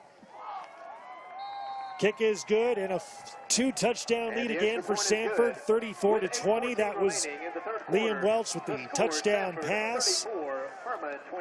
His 3rd of the season, and Samford leads it by 15. Talked about how was the Liam Welch going to do if he was slowed down in that first half. Well, look at that throw, right on the money, in stride to Ty King, and take momentum going back and forth here as the Bulldogs now with nearly 300 total yards. Furman at 267. Well, that's not something you saw coming. You know, we've seen a couple larger pass plays, but first time either team's been beaten just directly over the top and not utilizing some underspeed. They had an error on the scoreboard, which confused me for a second, then they corrected it. Now it is a 14-point game. They put 7 on the board. They tacked down an extra point to make it 8 points in that possession. It's 6 points for a touchdown, not 7. And then the extra point made it 7 points on that trip. So 34-20 is your score with 8:14 to go here in the third quarter. Yeah, I put the pressure right back on Hamp Sisson. Got his team back on that field goal to a 7-point game, and then just like that, Furman needs to move the football. Liam Welch and this Bulldog attack are heating up. Samford's been pretty consistently putting this thing into the end zone. We'll see if Furman can't get a crack on a kickoff return and try to do what Montgomery did in the first half. Returnable kick this time. Bell from the 10. He'll bring it out. And zigzags his way past the 25-yard line down to the 27. Yeah, Montrell Washington got free. Furman's DeJuan Bell is kind of that type of playmaker. Can get in the open field, make folks miss, and now Paladins are going to be 70-plus yards away from the end zone on a drive they really need to find. Try to put some pressure back on the Samford Bulldog team, who's been able to play pretty carefree after they were able to build that big lead on the opening turnover after falling down 7-0.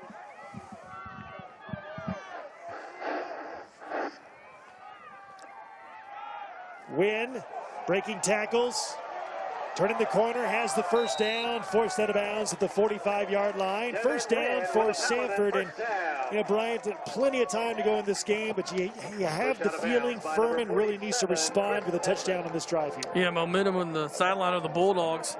Furman needs to get 7. I think 3 would feel like a win for Samford. Both offenses moving a little bit more. That was Chris Edmonds who ran Devin Wynn out of bounds. We've called his name a lot today. He's made an impact on the defensive side for the Bulldogs.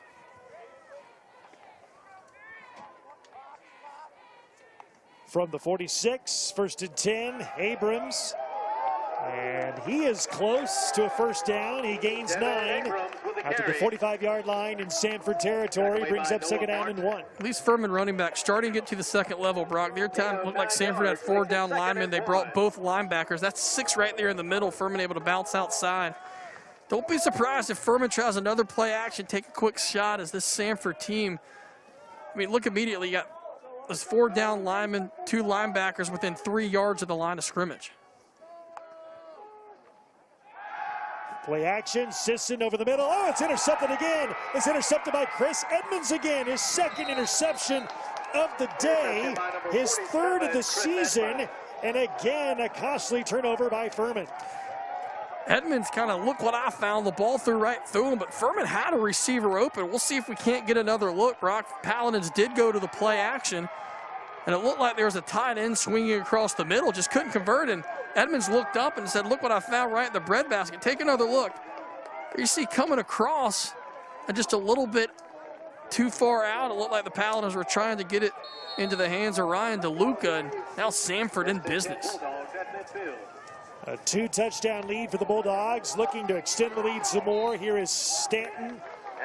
He is wrapped up at the 48 inside Paladin territory, inside 7 minutes to go in the 3rd. Samford with a 2-touchdown lead. Bulldogs really with the chance to step on the gas pedal here with the momentum. Furman better not be caught flat-footed. Welch throws, and that's intercepted by Darius Curse of Furman. He returns the favor. Still on his feet. Inside Bulldogs territory, has blockers in front, and he's tackled from behind at the 30-yard line, and a much-needed turnover forced by the Paladins. Back and forth we go. Curse coming up with a big play.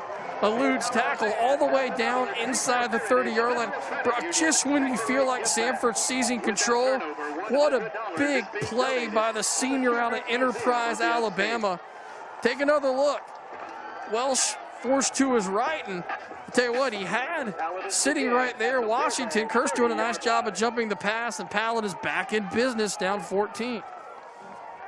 So basically they pick up where they left off 2 plays ago.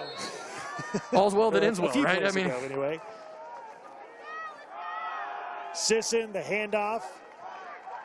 Handoff to Devin Wynn. Devin Wynn to the 25. And now the Paladins with a chance to take advantage of that turnover it forced. And try and cut this lead in half again. Down 14 inside 6 minutes to go here in the 3rd quarter. Hamp Simpson, just a redshirt sophomore. Coach Hendrick saying a very mature leader for this team. You got to have a short-term memory after those interceptions and try to get your team back into this football game. Wynn on the left side, gang tackled. Devin Wynn with the carry. To the 23. Thomas Neville with the tackle. You're under. That's going to be 3rd and about 2, maybe 3, Brock. Is this 4-down territory? You know Bleak Road has the range. It's not a question of that. How these games are going, how these offenses are now going back and forth. If you're Clay Hendricks, You're probably thinking 7 to capitalize on that turnover here. He's going to see what the play call here is on 3rd and short. As they shuffle personnel in and out of the game. 3rd and 2. Roberto has the first down. He's inside the red zone down to the 18. He needed 2. He got 4. First down, Furman. Roberto, with just that 1 carry in the first half, he now has 2 in the second to go over 10 yards.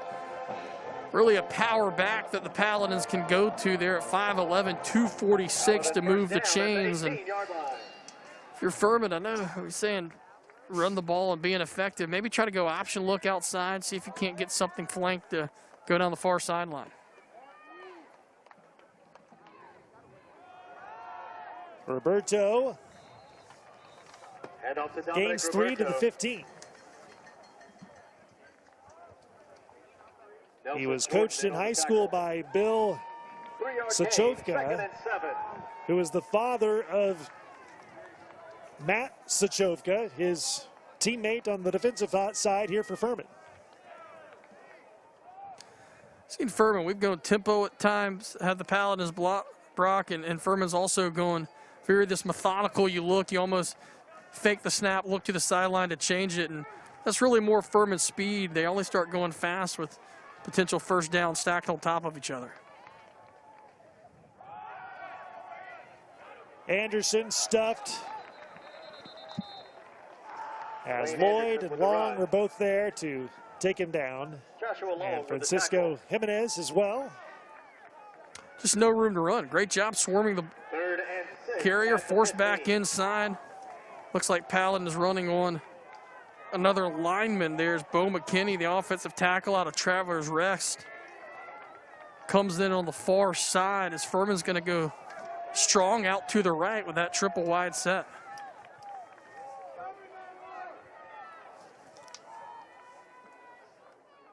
Four receivers, 3 on the right for Sisson.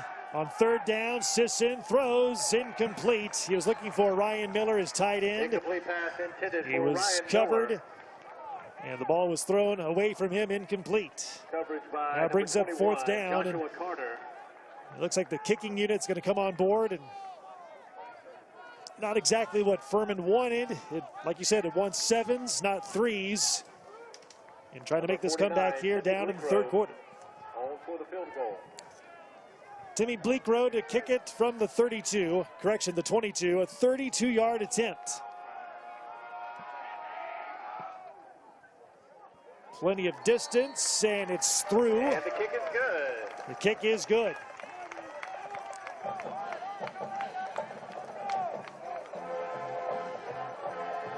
Here's a look, Bryant, at the back-to-back interceptions, one for each team here in the last few minutes. Yeah, it was Edmonds that was able to play center field and then return it out to midfield. And then right on the other side, Curtis was able to jump trying to get it to Washington. And Brock, that's a big play. Even though Furman gets 3, you know, Samford easily could have marched down, made this a 3-possession game. Now you look up and it's an 11-point game, still 3 minutes to go in the 3rd quarter. But at some point, the Furman offense is going to have to start capitalizing on these opportunities the defense is giving them. There gets down inside the 30, 1 first down, and then the Bulldog defense stifling, and Coach Hatcher's defensive squad doing a really good job, Brock, of bending but not breaking, giving up first downs, then forcing field goal attempts. And I'll tell you what, right back, let Liam Welch keep slinging it around. Even though we just threw that last interception, I think that's going to be a lot better off than the ground and pound right now with Stanton. Once down 14, now down 11.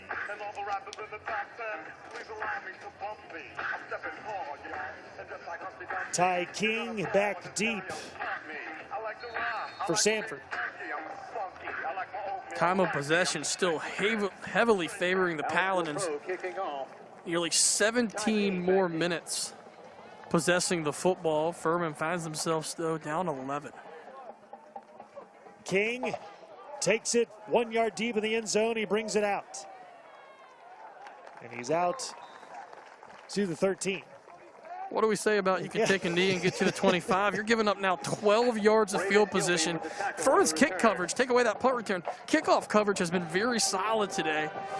Just don't think that's a wise decision, giving up those yards when he could be getting it 1st and 10 from the 25. Then again, he's probably thinking, well, I have no shot of going to the end zone if I take a touchback. I have a shot if I bring it out. Welch keeps it himself. Nick Kazimka takes him down at the 20. Now they actually mark him down a yard shy of that at the 19. It was Landon Lawrence that blew that play up. He got into the backfield on that inside draw play and forced Welch to keep it. Welch throws, pass caught by Ty King. He has the first down in the flat. They stop the clock to move the chains. First down, Samford. Micah Robinson with the tackle. See some more confidence growing here in Welch. Some drop back early on, almost felt like he was narrowed the playbook a little bit, and Welch is slinging things around and has the Bulldogs on the move again. Another first down after just 3 in the opening half. High snap, hand off to Stanton. And Dawan Wilkins with the first hit, run out of bounds by Hugh Ryan, Callie Chiswick for Furman. All for a gain of 1. Inside 2 minutes to go here in the third. Samford by 11, moving on the run, 2nd down and 9 from its own 36. Quick throw, caught by Stanton out of the backfield. Hugh Ryan is there, forces him out of bounds. Yeah, flag. It could have been a legal formation potentially on the Bulldogs. Furman bought pressure. Nice job getting it out, but I think it might be coming back potentially on the legal formation.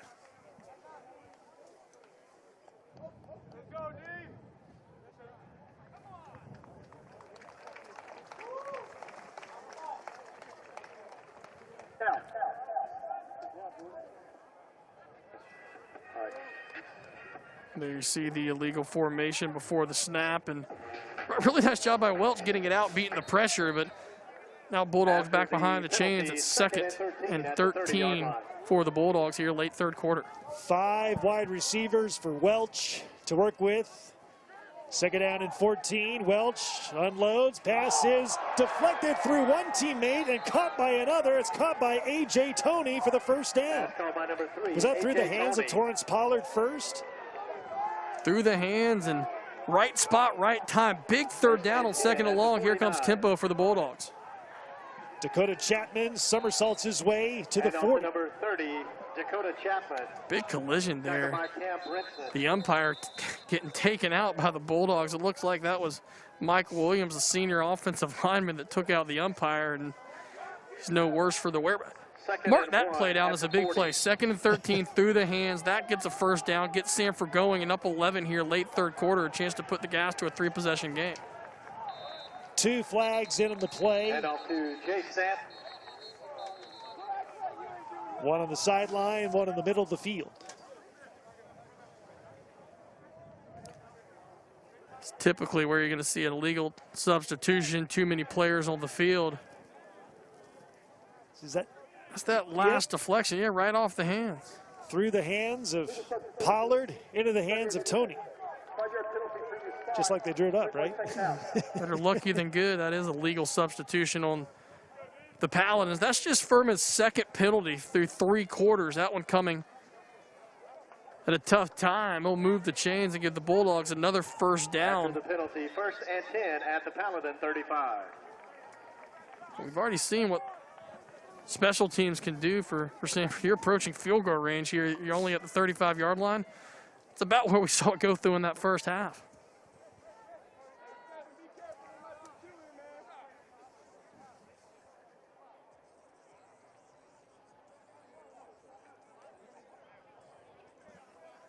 As they try to figure out the logistics here of the previous play, penalty,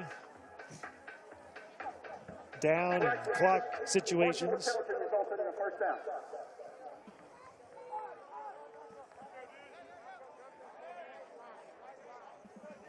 And now we're ready to continue the drive and play some ball. New set of downs for Samford, 1st down and 10. Stanton. Tremarcus Clay. 20, Jay Stanton.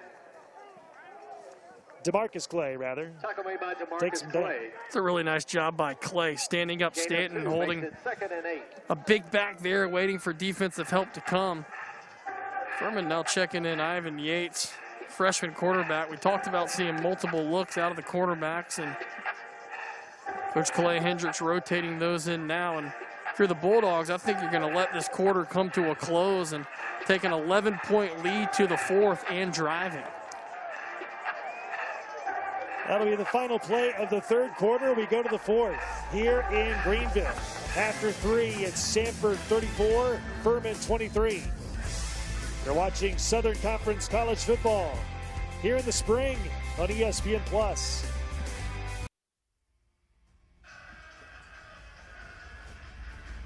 Back in Greenville, start of the fourth quarter. Let's take a look at the upcoming schedule for Samford. Scheduled to play at home against Wofford next week. Then VMI comes to Birmingham as well. At the Citadel, at Chattanooga. And then the home finale against Mercer. And Drew Cronick at the helm of the Bears. And it's a big drive right now for the Paladin defense to try to get off the field. At least Brock force a field goal, keep it a 2-possession game. Yeah, you and I were talking during the break, feeling like if Samford scores a touchdown here, that could really put the game away. Running play to Stanton. Stopped for a short gain. This would be about a 45-yard field goal. We know the Bulldogs have the range. I'm starting to say, does Hatcher want to roll the dice and go for it?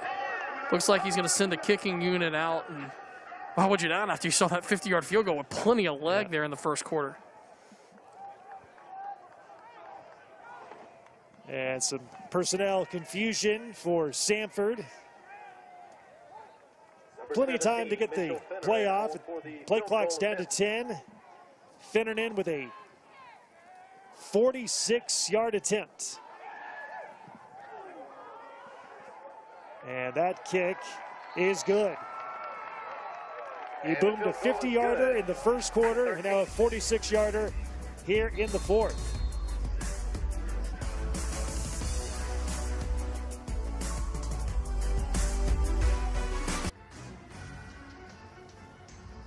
Back in Greenville, here's a look at the upcoming schedule for Furman. It'll play at East Tennessee State next week. Home against Chattanooga here on ESPN+. At Mercer, at the Citadel.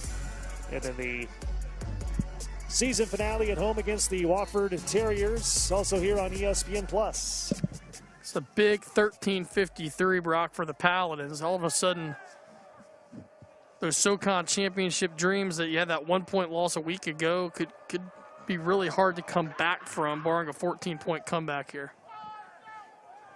And Bell and Anderson will just let that one sail away through the end zone for a touchback. Paladins will have it at their own 25. We'll see what the Furman offense chooses to go here. Sisson, just 4 completions, 98 yards. Furman's been having to rack up the rushing yards, now north of 200 on the day at 212 yards on the ground. And still plenty of time to use the ground as the primary focus here, 13:53 to go, but want to move with a little bit of urgency the way Samford's been moving the ball. Sisson throws, dangerous pass, threw it behind his intended receiver, Zach Peterson, and it's incomplete. That could have easily been picked off. Yeah, dangerous throw. And it went open on the outside. I don't know if that was, it could have been partially deflected at the line, that or it just came out of the hand of Sisson a little bit wobbly. Been some open receivers that Furman just hadn't been able to connect with here. Now 2nd and 10.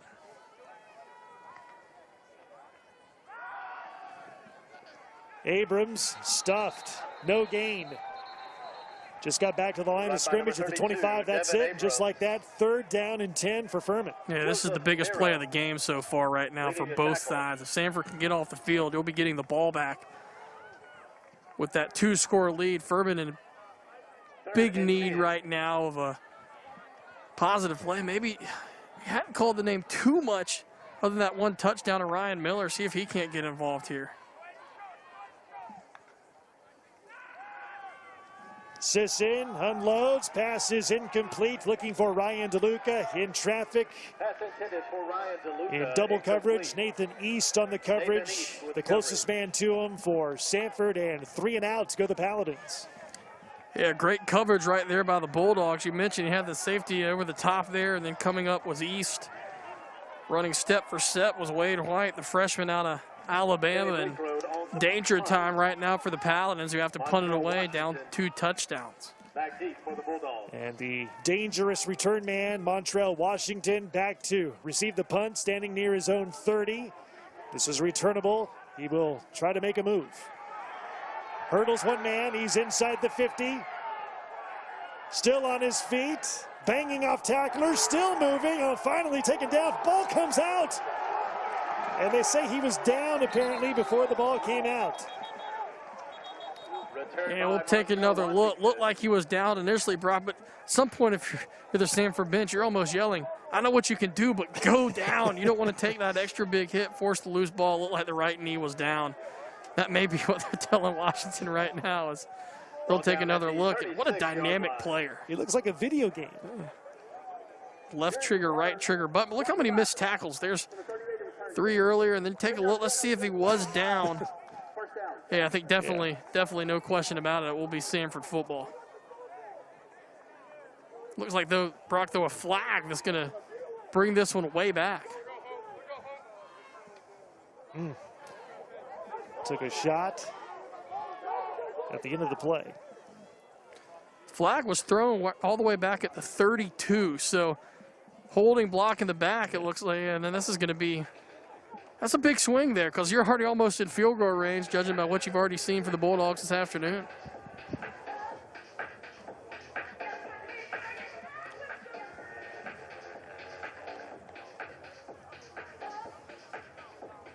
So Bulldogs ball with 12:47 to go. There's the penalty. After the penalty. It's always that early call that ends up springing. No, if you're Washington, you're thinking that's a lot of effort to come all the way back, and the big hit too. Here's Welch on first down, quickly throws, pass is caught. Stanton out of the backfield, forced out of bounds. Pass complete to number 20. Gains a couple to the 25. With the stop. You like what Samford's doing there, playing with tempo. They're coming out throwing the ball. That's what's worked in the second half. They're not trying to play conservative with this 14-point lead, looking for more. They're finding Stanton out of the backfield to the Bulldogs. Gain of 1, second down and 9.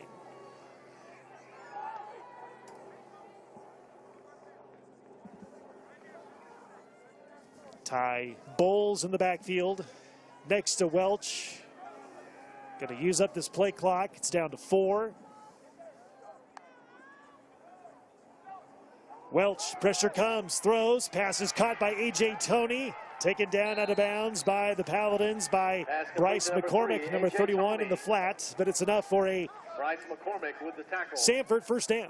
Yeah, Furman brought Daylon Wilkins, the 6-foot redshirt sophomore, off the corner and plays that spur position, and there. Just a half second too late for Welch, and every first down the Bulldogs can afford to move a little over 2 minutes off the clock with the 14-point lead.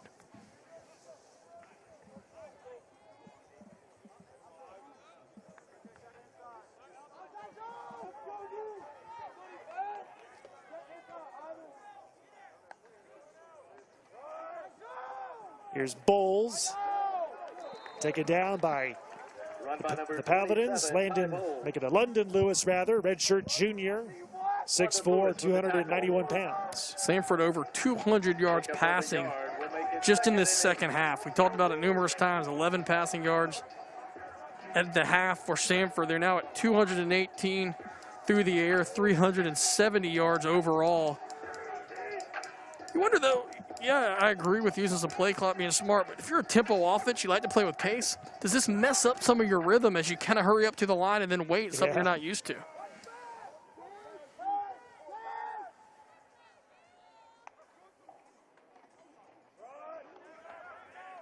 Chapman gains a few up to the 44. Yeah, it's kind of like the basketball team that likes to run things methodically and slowly, and then speeding up the game is not their game. Big third down here, 3rd and 3. Every first down will be more minutes off the clock. Furman needs to get off the field here. Nice job, though, getting to the outside there and trying to break a tackle was Chapman. Mentioned out of Jacksonville State, he started to get his fair share of carries from Stanton this afternoon.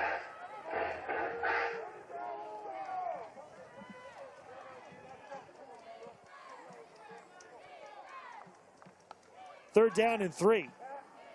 And Welch going to keep it himself, and he will be short of the first down. Short by about a yard, maybe a yard and a half. He's down at the 46-yard line, brings up 4th down and short. Well, decision time, and I think Coach Hatcher is going to send out the punting unit. You agree with it. You're also thinking, hey, you're a yard away. You've been moving the ball. You know, there's a little bit of the veteran head coach that might have thought about going for it before his senses get the better of him. Chance to pin Furman back now, under 10 minutes to go, and the Paladins leading 2 touchdowns just to tie the game. Furman desperately needed a stop on defense. It got it. Bulldogs will punt it away with a 2-touchdown lead. Porcelato, fair catch made by Furman, by Dewan Bell at the 16. 9:16 to go in the game. Furman down 2 touchdowns, trying to make a comeback here on ESPN+. Here in the 4th quarter, let's take a look at the quarterback comparison, Bryant, and the numbers. Welch versus Sisson. Sisson needs to do some, I guess, catching up here for the Paladins to catch up with Welch. It's been the second half show for Liam Welch, too. We kind of joked in the half, hey, 3 first downs, limited offense, defense, special teams carrying. Liam Welch told me to step back and watch, and he's put on performance here in the second half. Quick throw. Flag is down in the backfield as Sisson found Devin Wynn out of the backfield, but will check the penalty. Yeah, that's in the range of holding as Furman was trying to move the pocket, and that'll make things that much harder for the Paladins there behind the chains. And that's the thing about holding penalties. Those are 10 yards. You know, false start is 5, but a holding penalty, that's 10, and that's makes a big difference going from, 1st and 10 to 1st and 20. Especially when you're a run-first offense, the balance is probably 70-30. Run, you throw in the time and score mix here of 9 minutes to go down 14, and now you're 88. I think at 92 yards away from the end zone. The challenge mounts for Hamp Sisson and this Paladin offensive squad. Sisson throws, passes caught by Ryan Miller and forced out of bounds by Chris Edmonds. Number 82, Ryan Miller. And Ryan Miller out to the 22. Yeah, the second reception for Ryan Miller. Of course, he had that touchdown 10-yard catch late in the second quarter. Now you'll see some tempo for the Paladins, which you have to have here. Still time to make a comeback, but have to capitalize on each possession. Sisson over the middle, caught by Dewan Bell, bangs off a tackler. He's taken down by that tackler, and Noah Martin, and he has a first down for Furman. Bell got a little bit of space there. His second reception, he had that 33-yarder in the first half. Bell now with 51 total receiving yards. As Sisson starting to get going through the air with 8:15 to go. The play fake to win. Sisson over the middle. Oh, nearly intercepted. It would have been the 3rd interception of the game for Chris Edmonds had he held on. Yeah, it looked like standing there for Furman. You had a receiver in the area that kind of didn't put the arms out to make a catch. Was that Ryan Miller? See, Furman wanted to go play action again. I think you're going to see Miller coming off the bottom of your screen. I guess throw too far out in front. And Edmonds, talk about a ball hawk. Edmonds is everywhere. That might have been the dagger. Edmonds with 2 picks on the day, nearly had a 3rd. Abrams up the middle, nowhere to go. Hey, well, I have an idea of who might be the Southern Conference Defensive Player of the Week, even without that interception. Yeah. But good money on Edmonds, maybe getting a press release written about him come early next week. Yeah, he had 1 through 2 games. He has 2 today. Almost had a 3rd here in the 3rd game of the season. this might be 4-down territory for the Paladins here on 3rd and 9.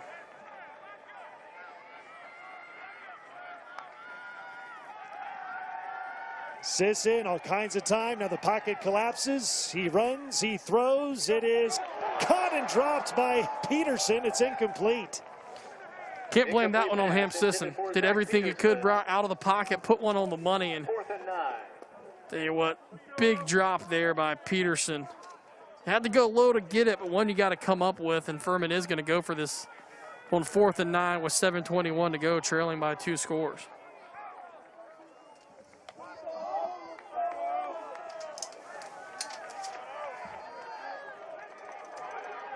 Fourth down, 9 yards to go. Have to reach midfield for the first down. To keep the drive going, Sisson over the middle, pass is caught and hung on by Wayne Anderson. He has the first down for Furman. Bobbled and corralled. That keeps Furman's hopes alive. Sisson staying in the pocket, throwing a strike, and Samford's going to jog in 4 new linemen to try to stay fresh as Furman wanting to go quick. And if they go quick, they can catch Samford a little confused. They have too many on the field. Sisson surveys, looks, throws, pass caught by Ryan DeLuca. He has the first down, forward progress, stopped at the 31. Yeah, Bulldog defense a bit confused there, Brock. Had somebody running off the field, got off just in time. Samford Bulldogs defense for the first time maybe a little winded as the Paladins going quicker pace. If they can get in the end zone, you're still going to probably have north of 5 minutes to go and 3 timeouts in just a 7-point game if they're able to score.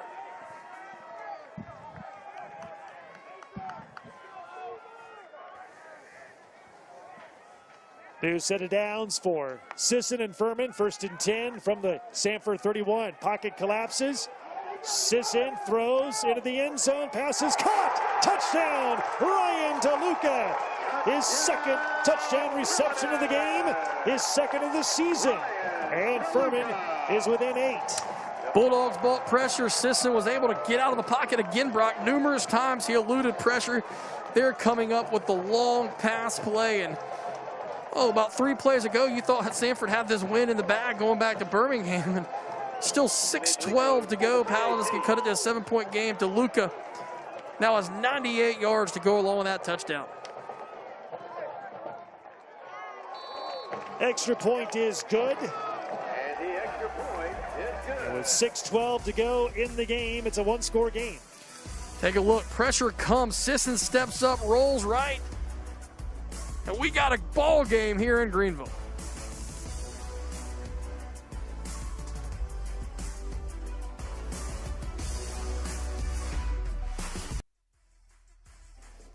Back in Greenville, and Bryant, not long ago, this game looked all but over, but it's a game again. Furman down by 1 score, 37-30, 6:12 to go. Furman was inside their own 50, 4th and 9. Wayne Anderson coming up with that big first down catch that he bobbled. A couple plays later, and a couple I call Brock broken plays. Samford brought pressure, had to defend a little longer, and now Furman 3 timeouts, 6:12 to go. I don't think Samford's going to be able to run out this clock. They're going to either have to go down and get points or come up with a defensive stop to end this football game. And the fair catch by Ty King. He didn't do that last time. He took it a yard deep in the end zone and only got out to the 13. I think he learned his lesson this time to just take it out to the 25. It's going to be interesting to see what Samford does offensively. We talked about how they slowed things down. Did that get them out of rhythm? The punt on 4th and 1, you get a first down there, you might still be driving with that 14-point lead. You try to get a heavy dose of Stanton. Do you give it to Welch? Plenty of options here for Coach Hatcher. This is as close as the Paladins have been since early in that 3rd quarter. Furman needs a stop here. The quick pitch to Tony. He fakes the reverse, keeps it himself. And is close to a first down. Tell you what, he faked the reverse to Kendall Watson.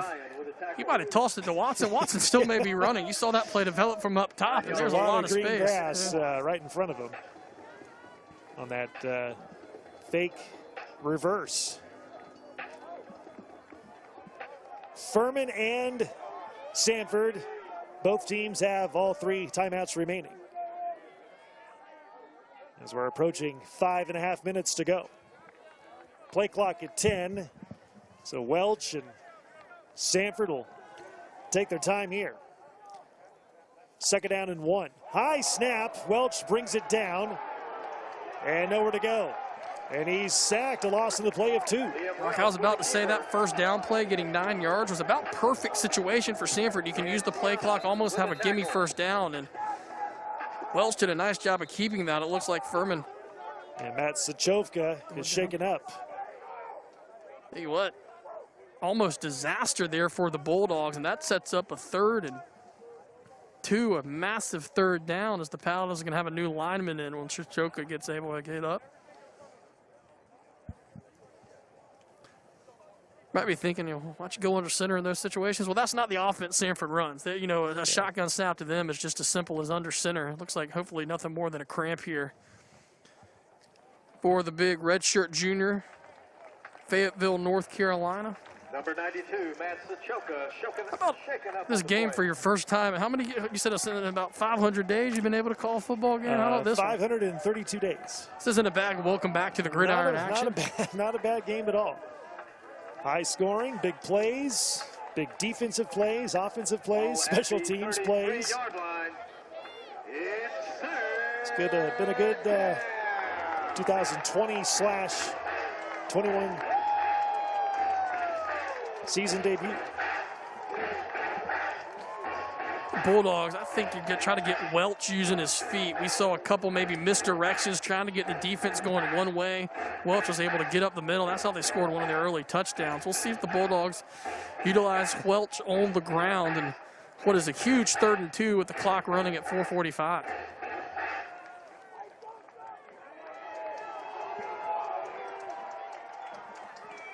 Third and 2.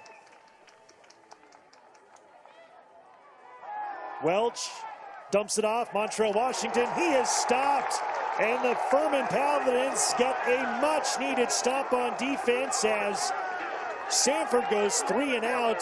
Samford will have to punt it away. Furman will get the football back with 4 minutes roughly left to go in this game. Down 1 touchdown, 37-30, and 3 timeouts remaining. Yeah, Furman didn't have to use any of those timeouts you mentioned. Take a look, almost like a little RPO. Maybe if there was nobody there, Welch takes off. Furman swerving to Stanton. Defense stepping up when they needed to give Hamp Sisson and the offense a chance to tie things up late. Porcelado to kick it away around his own 20. Rugby-style kick, fair catch signal by Bell. Hauls it in at the 24. Hey, well, that's a big fair catch by Bell. That's nerve-wracking. You look up, you see 4 defenders right in front of you, not a friendly fire jersey around, and you let that bounce, you may lose 15, 20 yards of field position, and now Paladins will get it, Brock, about 73 yards away from potentially tying up this game, trailing it once by 17. All right, so the passing game worked in the somewhat hurry-up offense last time by Furman to cut the lead down to 1 score. What do you look for here? I think more of the same. I don't think you go back to just necessarily ground and pound. You can run your normal offense. I think you got to mix in some of the passing game, Brock, because you called it. That almost caught Samford. They knew it was coming, but I say off guard is you're able to take advantage of the secondary running around a bit on some broken plays. But for Furman, I definitely don't think you just go straight to your normal ground attack that you would see. Gain of 3, 2nd down and 7. Sisson, that goes back to the other side of the field. The pass is caught by Ryan Miller. And Miller has a first down and more. It's a foot race. He will not be caught. And it's a touchdown for Furman.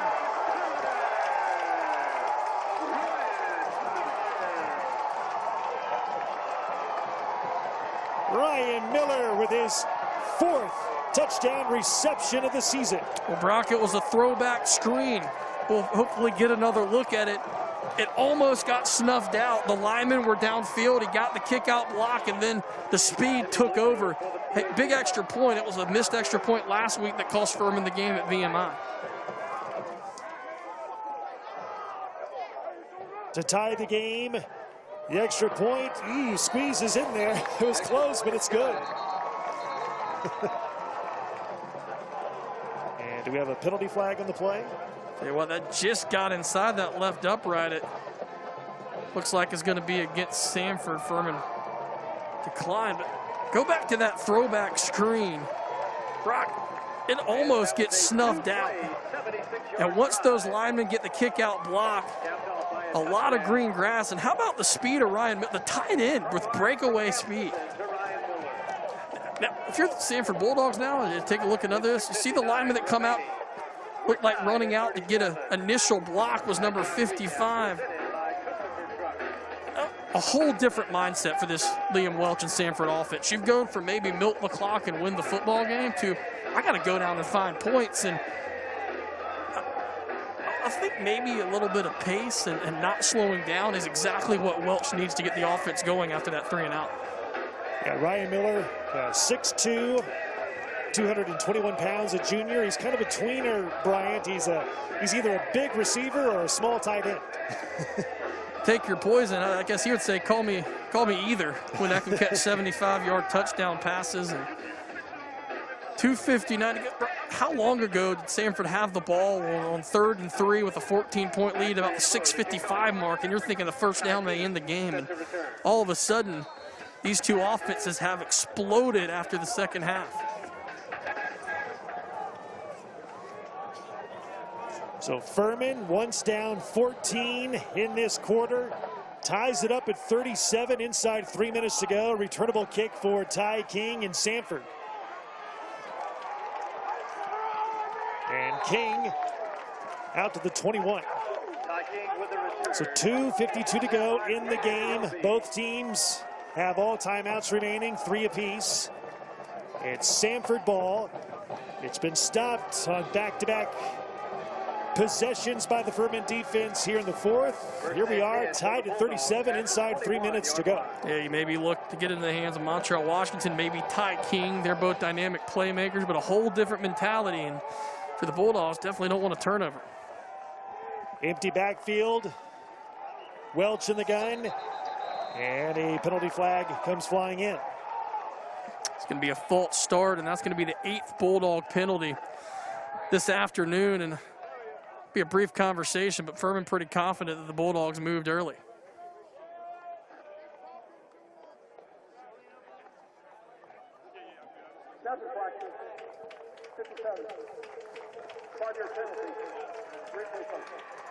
So it goes from 1st and 10 to 1st and 15.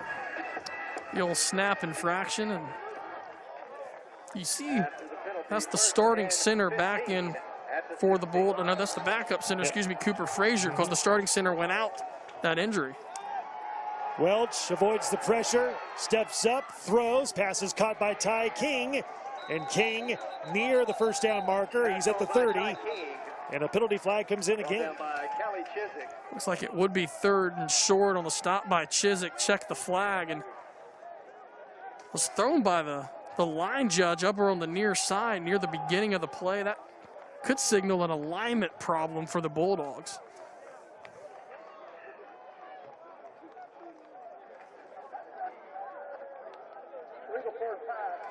Yeah. Illegal forward pass by Welch, and that's a loss of down. Now that can be reviewed to see if he was in fact past the line of scrimmage, if they think it was close enough. That may be something that if it isn't clearly past that they may want to take a look at. I'd kind of lost perspective of the line of scrimmage as Welch was able to avoid the pressure.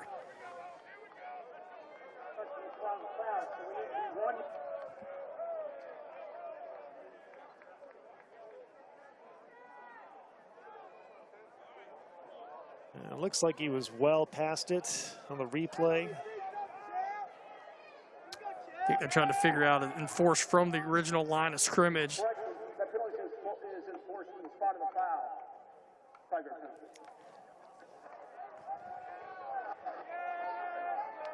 So the penalty is enforced on the spot of the foul. Check out this home sideline, jumping up and down. Limited capacity crowd, obviously with the COVID regulations, but kind of feel the energy for really one of the first times today here inside Paladin Stadium.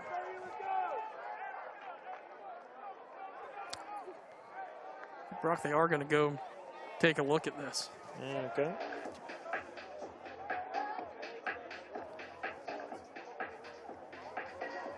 We'll see if we can't get a look, Brock, at kind of the wide shot to see where the original line of scrimmage was in comparison to the throw. This is a big call to see how close it was. It's either going to be 3rd and about 1 or 2nd and nearly 20 here with 2:43 to go. You want to obviously make sure you get the call right.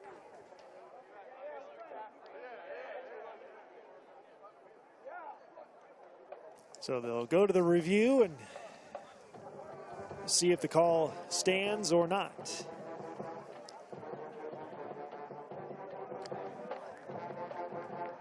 This is when, if you're both staffs, you really got to be prepared or get ready for both scenarios. You can't be caught flat-footed here, whether it's 3rd and 1 or 2nd and 19.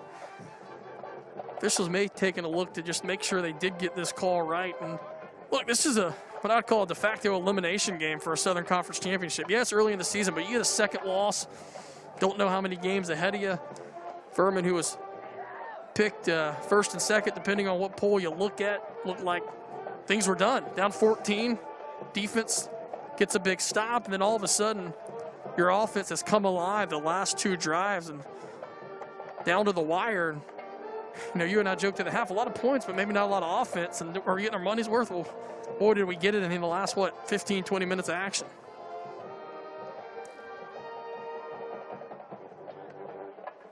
Yeah, critical schedules coming up for both teams. Just a conference-only schedules for the SoCon here. One of several FCS conferences playing in the spring, so this is a big game. This is a big call. A big possession here for Samford. Furman was once down 24-7. It was down 14 in the 4th quarter and rallied to score 2 touchdowns to tie the game at 37 apiece with about 3 minutes to go. And now a tie game with 2:43 to go. They check the replay to see if indeed he passed the line of scrimmage, which was the 16. So this should be pretty. He's definitely. I think he's definitely passed it. You only have to have, though, Brock, one part of your body. It's just got to be a partial toe behind the line to be considered part. But you look at it there, I think it's pretty clearly past that original line of scrimmage. Officials trying to get it right. Upset alert in FCS. Top-ranked James Madison down in the 4th quarter to Elon. So that's another big game going on nationally to keep an eye on out of the CAA. You see the line of scrimmage. I think the line of scrimmage is sitting at the, about 15 and a half. I think he's just past it. It may not be enough to overturn the call on the field. Let's see, he is, I think by the time he releases it, it almost looks like he's past the line of scrimmage. We'll see what the call is. The quarterback left foot is still in the neutral zone, therefore making the pass a legal forward pass. Will be 2nd down, the 30-yard line. Clock is correct, and the clock will start on my ring. How about that? Overturned. Wow. I'm going to say was still technically in the neutral zone, so enough to overturn it. How big does that Chiswick tackle become now? 3rd and 1.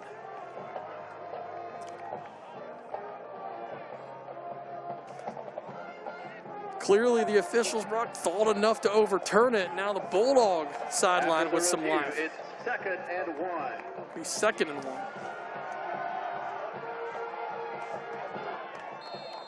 So here we go, 2nd down and 1.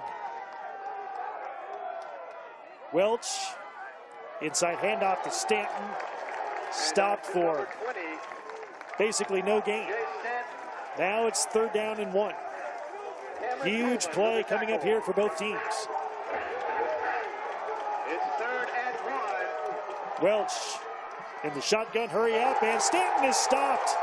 And again, the Furman defense has stopped the Bulldogs offense.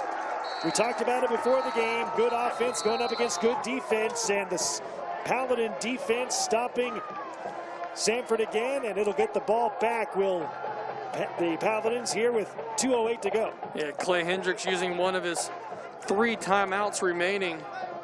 That 2nd and 1, back-to-back defensive line stops by State, and there you see the emotion coming out of the big nose tackle, Cameron Coleman. And bro, this game has just turned on its head there in the last 6 minutes.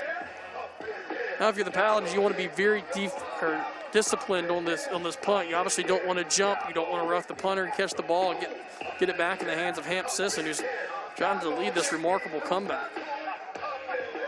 Furman scored the first score of the game in the first quarter on its first drive after Ty King fumbled the opening kickoff near the 20. It was 7-0 Paladins at that point, and then 24 unanswered points by Samford to take a 24-7 lead.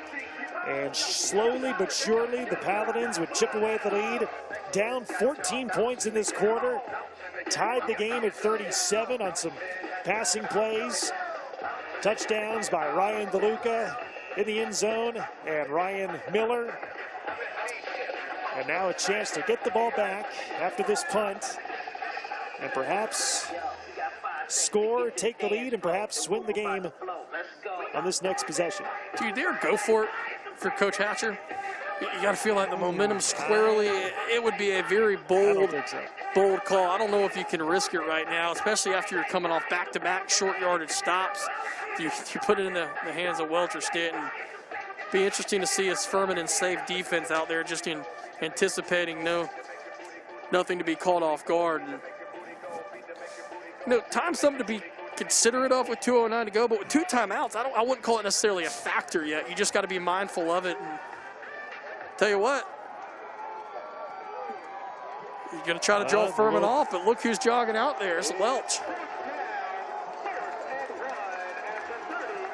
After second thought, it looks like at the moment, Samford will go for it on 4th and 1, and now Samford takes a timeout. Mind games here? Coach Hatcher's serious with this. When I brought up the possibility, he kind of looked at me like there is no way. But Coach Hatcher may be thinking the way that their defense just got run over twice in a row, he may be thinking that you got a better chance at getting it. It's really not a full yard, Brock. If you look at it, it's really probably more, would you say, a half yard out there to get the first down? Yeah, I mean, if that.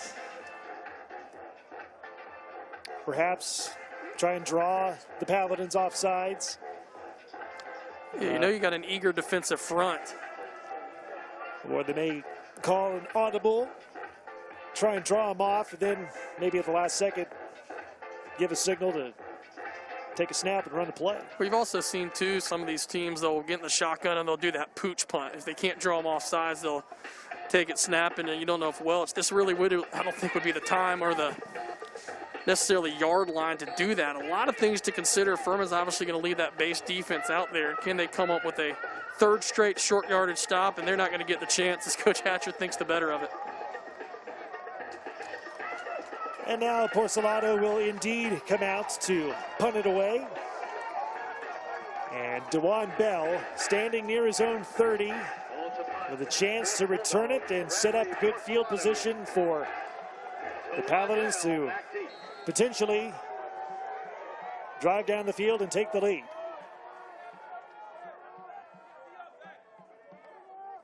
Porcelato, bad punt. High but short. And lands at the 40.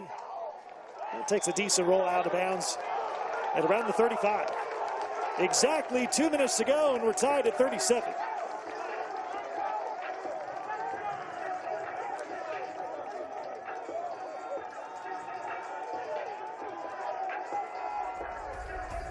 Timeout for our Papa John's catch of the game. And we give the honor to Ryan Miller, who caught this pass and went all the way into the end zone for the touchdown. 73 yards for the score. That's our Papa John's catch of the game. Here's Devin Wynn past the 40. Goes down at the 43. Yeah, we mentioned still plenty of time. Furman can use their ground attack, a potent attack, and now looks like for the Bulldogs, that's Nathan East, the linebacker, shaken up. Brock, you've called his name a lot this afternoon. I think really everything's in the playbook right now for the Paladins as the Bulldog training staff will look at East. So Nathan East, the linebacker, is shaken up. 6'2", 221 pounds, a 5th-year senior. Was on the SoCon freshman team 2 years ago. Last year had 82 tackles, 40 solos, 3 pass breakups. Yeah, he's been very active, making some tackles here today for Samford. Now second and about 3 for the Paladins, sitting on the 43-yard line. Might see a time to get it. Devin Abrams, Devin Wynn, try to get a first down, get this thing toward midfield. I think Bleak Road's hit a couple field goals. Right, never been in a game-winning position, being the first year now as the go-to kicker. Of course, the All-American Grayson Atkins transferred, played at North Carolina. He was good from 55+ for the Paladins the last few seasons. Devin Wynn again. Jitterbugs his way across the 50, and he has the first down for Furman. Clock running. They'll stop the clock momentarily to move the chains. New fresh set of downs for Furman. 1st and 10 at the 50-yard line right at midfield. Down to 90 seconds to go in a tie game.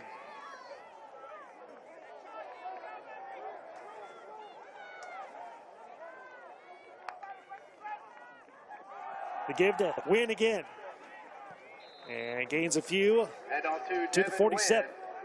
Coach Hendricks looks like he thought about calling a timeout. Instead, it'll hurry up his offense, who now has racked up 491 yards on the afternoon. Furman probably needs, Brock, another about 20 yards to have a realistic field goal attempt. 2nd and 7, Sisson throws. Oh, dangerous pass. And a penalty flag comes in. The intended target was Ryan Miller, as Ty Herring was there along with Thomas Neville. And it looks like a penalty will be on Samford. You called it, though, dangerous pass. Threw it really close double coverage. This pass interference will be a spot foul, but an automatic first down. Furman will have it on the 44-yard line here with 56 seconds to go. 2 timeouts remaining. But don't be surprised if Furman doesn't try to sneak in maybe a draw play to Devin Wynn. Maybe Abrams with some speed, but Samford's obviously protecting against the pass, trying not to get in field goal range. Don't put it past Furman to try to sneak something there between the tackles for a 10, 15-yard run.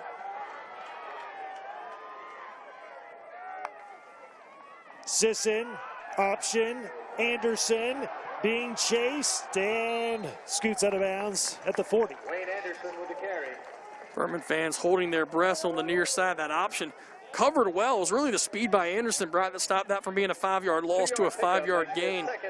Make it a 2-yard gain. That's where he stepped out. 50 seconds to go. I think Furman's going to want 10, 15 yards to feel comfortable putting Bleak Road out there for a game-winning attempt.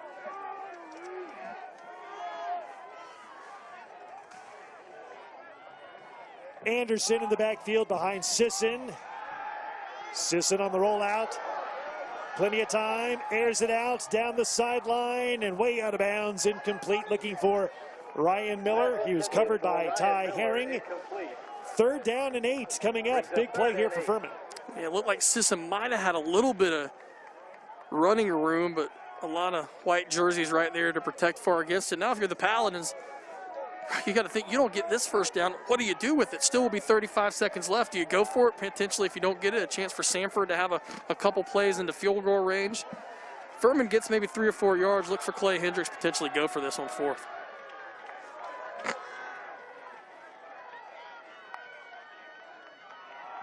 Wynn up the middle. He's at the 38. And on to Devin Wynn. 4th down and 4 coming up. And the clock running. Interesting. It doesn't look like either side are really going to take a timeout here. 38-yard line. That would be about a 55-yarder if Furman were to line up and go for it. And tell you what, you may see Furman run it all the way down and potentially try a long field goal to go ahead and they're taking the timeout with 12 seconds. Now they let a lot of time roll off that clock. So 4th down and 4, 11 seconds to go here in the 4th. It's interesting. If you're going to try a field goal, he might have waited and let that play clock get all the way down, right, so it would be the last snap of the game. I don't think there was too much of a differential in the game clock and the play clock. The play clock was actually behind the game clock.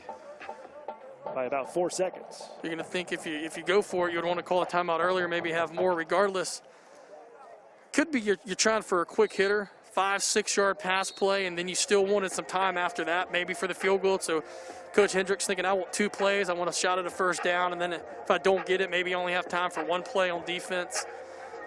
They are going to jog the offense back out here. Still 1 timeout remaining for Furman, 2 left for Samford. 4th down 4 for the Paladins. With 11 seconds to go, 1 timeout remaining, tie game at 37.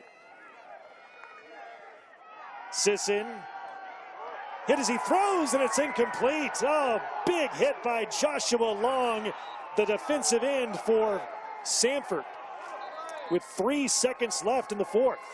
Incomplete pass. There's finally the incomplete pass call. It took a second for the whistle to be blown, but tell you what, big time to show up for Joshua Long, who we've highlighted, and take another look. Right as Sisson was trying to get away for it, Long just split the defenders and making the offensive line, and was able to blow through and save the game for the moment for the Bulldogs. And now, Brock, if you're Samford, I don't know if you risk trying to run it around or maybe hand it off to Stanton and see if he breaks one. I don't think you take too much of a chance here with only 3 seconds to go. Wouldn't be surprised if we see a knee taken and go to overtime. I feel like this game deserves overtime, the way it's played out back and forth. It's been a good one. It has been back and forth. Even though Furman hasn't had the lead since, well, early in the first quarter.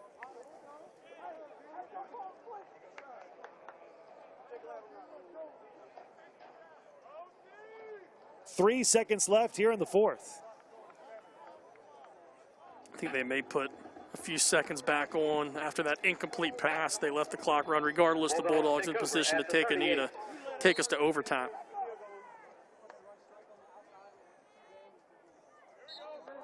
Welch takes a knee, and overtime is upon us.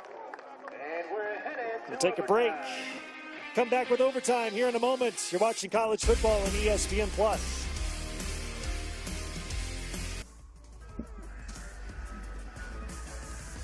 Back in Greenville at Furman. We go to overtime. There'll be a coin toss for the choice of offense, defense, or the end of the field. Equal possession from the opponent's 25-yard line per overtime through the first 4 overtimes. You must go for the 2-point conversion, starting with overtime number 3. And the interesting rule that was put in a couple of years ago, Bryant, alternating 2-point conversions will replace the offensive possessions, starting with overtime number 5, where you get 1 chance from the 2-yard line, and then the other team goes back to the other 2-yard line and tries the same thing. Yeah, you hadn't seen it too many times. It's a very unusual situation when you do. You got to think both these teams are going to want to go on defense first, see what they have to do on the offensive side. And Brock, I really go back and forth who I think overtime favors. Furman, potentially the better running game, but it was through the air that got this game tied in the 4th quarter, was able to space it out. And you talk about momentum, it was all squarely for Furman, but the Bulldogs getting a little back by that last stop. So I think we have a pretty even matchup in terms of momentum here as we go to the overtime period.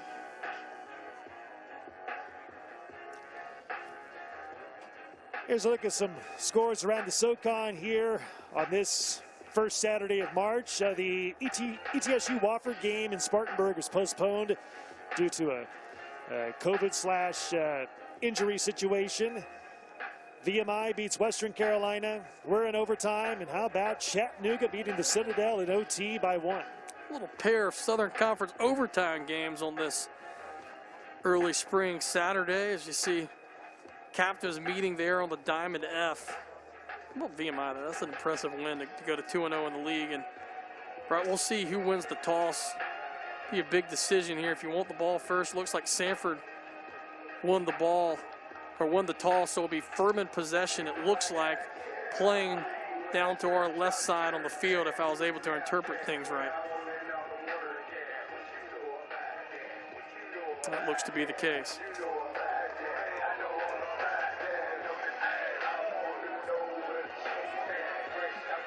Well, we felt on paper this would be a good close game, a good matchup, and it has been. We are going to see some free football here at Paladin Stadium in Greenville. It's funny, you know, this COVID capacity crowd, you're seeing folks sneak down now toward the left side end zone as it'll be Furman 1st and 10. Tell you what, the way they did, they put the away fans in that corner to keep them separated. The Furman students are on the far side. That's what you see. And tell you what, right now, I think the Furman students are getting the better of it in that student section, Brock, because that's where the sunlight's shining on. What's temperature rapidly dropping here inside Paladin Stadium. Put on my coat, getting a little chilly up here. The cardboard cutouts, they've stayed the same. They're staying where they are. All right, so Furman has the first possession in the first overtime. 1st and 10 from the 25. Sisson quickly throws. He finds DeLuca. Almost broke a tackle. He's inside the 10, down to the 8. That's the play-action play, Brock. This worked several times this afternoon. Draws the linebacker up. DeLuca going in a very quick hitter. Furman will have it 1st and goal. Looks like around the 7-yard line. And now running on for the Paladins. I believe you're going to have Devin Abrams in the backfield along with Devin Wynn. And DeLuca and Peterson, they will line up wide to the right.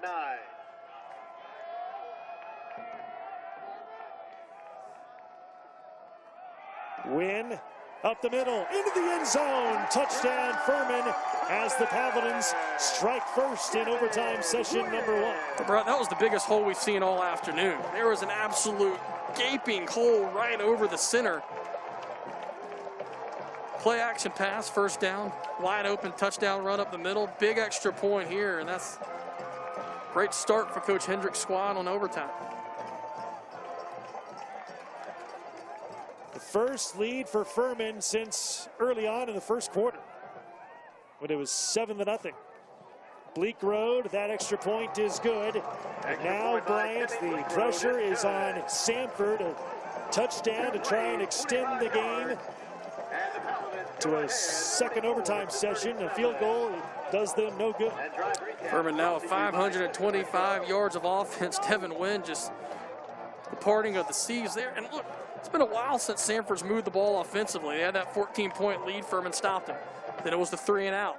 And then the Bulldogs had it in a tie game, and it was 2 straight Brock on 2nd and 1 and 3rd and 1, that Furman defensive line. And you know what I like right there, though? Look at Welch. High-fiving every teammate coming onto the field there, saying show of confidence, settling his team down. That's what you want to see out of your quarterback here if you're the Bulldogs. For Devin Wynn, who just scored a touchdown, his 2nd rushing touchdown of the season, his 23rd career rushing touchdown in his time at Furman. Now time for Samford for its opportunity in overtime. 1st and 10. Quick throw caught by Michael Weiss, the tight end. He gains 8. Samford going 5 wide there. 2-step drop for Welch. A nice rhythm throw to make it a 2nd and very short. Gain of 8 brings up 2nd down and 2. Welch dancing around, throws over the middle. Pass caught by A.J. Toney. He has the 1st down at the 10. It's a really nice job by Welch, keeping the play alive with his feet, not panicking, staying in the pocket. That was a long time for Furman to defend, and now looks like that receiver's down. A.J. Toney made the All-SoCon freshman team last season, played 11 games, had 2 starts, scored 2 touchdowns. He had 77 yards and a touchdown reception against Western Carolina last week. Saw Toney just calling for the football there, almost a little stubbornly in the middle of that defense. And it looks like where it's lined up, Samford's not going to be able to get a 1st down. It's just at the nose of the ball on the 10-yard line. So it'll be 4 plays to get a touchdown. And then you're getting to that point, if you get in, if Coach Hatcher, you start thinking about, do you go for 2 in the win here on the road? And you called it early. Samford 3 straight wins inside Paladin Stadium. Only one other Southern Conference team ever to win 4 in a row. That was the Chattanooga Monks. 1st and goal from the 10. 5 wide receivers for Welch to work with on 1st down and goal. The previous play is under review. I guess they're going to review the previous play. He seemed to catch it to me. They may be going back to see if it was targeting on that 2nd hit. If I had to ask, it was a very clear catch. And then you had that 2nd Furman defender fall onto him, and I think you're going to look, was that a helmet-to-helmet hit? If I had to guess, that's what they're looking at.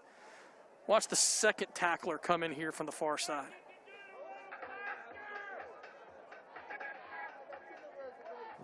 Tough to tell. You know, there's so you think you. I thought he got hit in the shoulder, and he goes down with a shoulder stinger. Just when I think I understand the targeting rule and what I definitely think is targeting and what I definitely think is not, it tends to go the other way. So really the difference is Furman going to lose a cornerback, and is Samford going to get it first and goal from the 5 instead of the 10? And that's what's at stake, is the official had to jog all the way to the far side to put on the headset to review.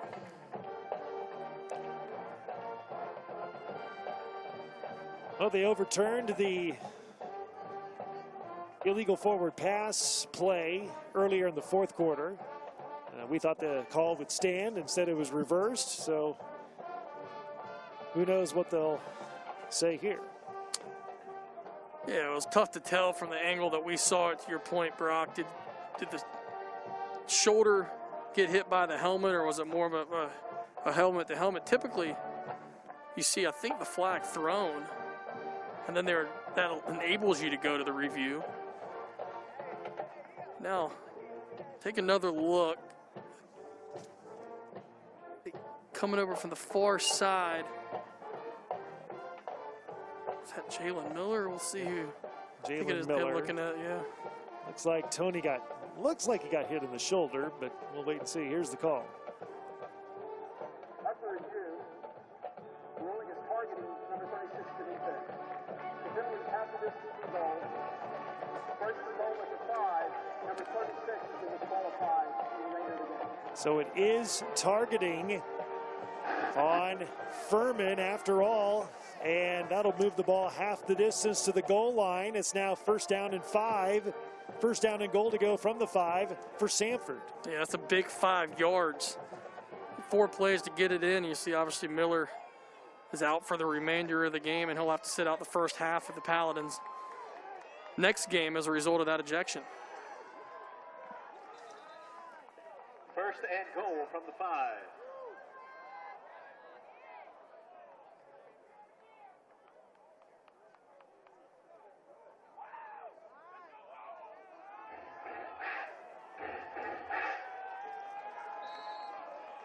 First down and goal to go from the 5 for Samford. Welch keeps it himself. Penalty flag comes flying in. He stopped at about the 3. Liam Welch with the and we'll check the penalty. I think that's going to be offsides on the Paladins. If you're Samford, you accept that and you take it 1st and goal from about the 2.5-yard line. So I believe Furman jumped right there toward the middle of the line. There you see, looked like getting a little antsy was the defensive tackle, number 92. Defense number 92. It's on Matt Sachovka, defensive tackle, redshirt junior, 6'4", 289. He's called for the offsides penalty, accepted by Samford. Half the distance to the goal line. 1st down and goal to go from the 2.5. Stanton, did he fumble the football? It's loose. Who's got it? It's Furman football, and the game is over. Furman wins it, 44-37 in overtime.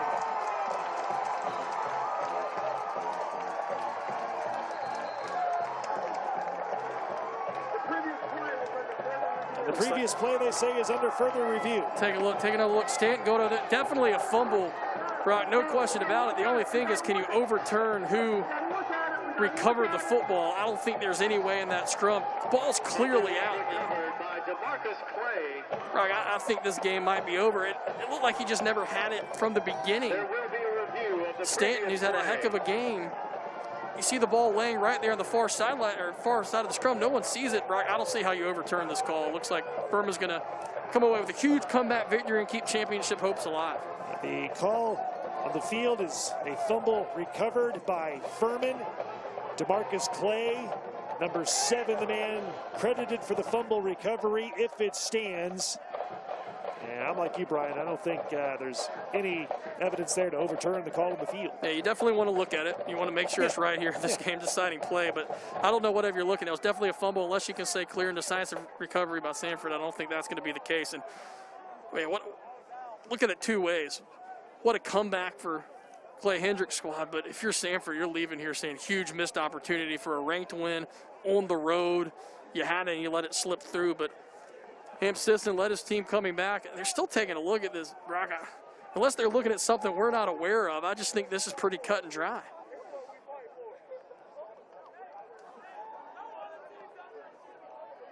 It's just tough to see. Okay, thanks, sir. Let my mic work. Here comes the call. After review, the fumble is confirmed and the recovery by Furman stands. Call is confirmed. Fumble recovered by Furman, and the Paladins come back down 17 at one point in this game. Down 14, 2 touchdowns in the fourth quarter. Come back to win it in overtime. 44-37 the final. Bryant, final thoughts on this great game? A first half where the offense struggled. Second half offenses blow up. It looks like Samford has it in the bag. Credit Hamp Sisson for leading his team through a comeback. Brock Furman finishes with 525 yards. And great game. Take a look at the play of the game, Brock. And I tell you what, there's a lot of options to choose from here. But the player of the game, Ryan Miller, what did he do today? Ryan Miller, our Ingles player of the game, 3 catches, 96 yards, 2 critical touchdowns, including the game-tying touchdown with just under 3 minutes to go in the fourth quarter. Ryan Miller, our Ingles player of the game. With the win, Furman goes to 2-1 on the season, all in SoCon play with a loss. Samford drops to 1-2 on the season, all in SoCon action. That's going to wrap things up here for us here today from Greenville. Final score for the final time. In overtime, Furman 44, Samford 37. For Bryant Lambert and the rest of our crew, Brock Bowling saying so long from Greenville. Thanks for watching Southern Conference College Football on ESPN+.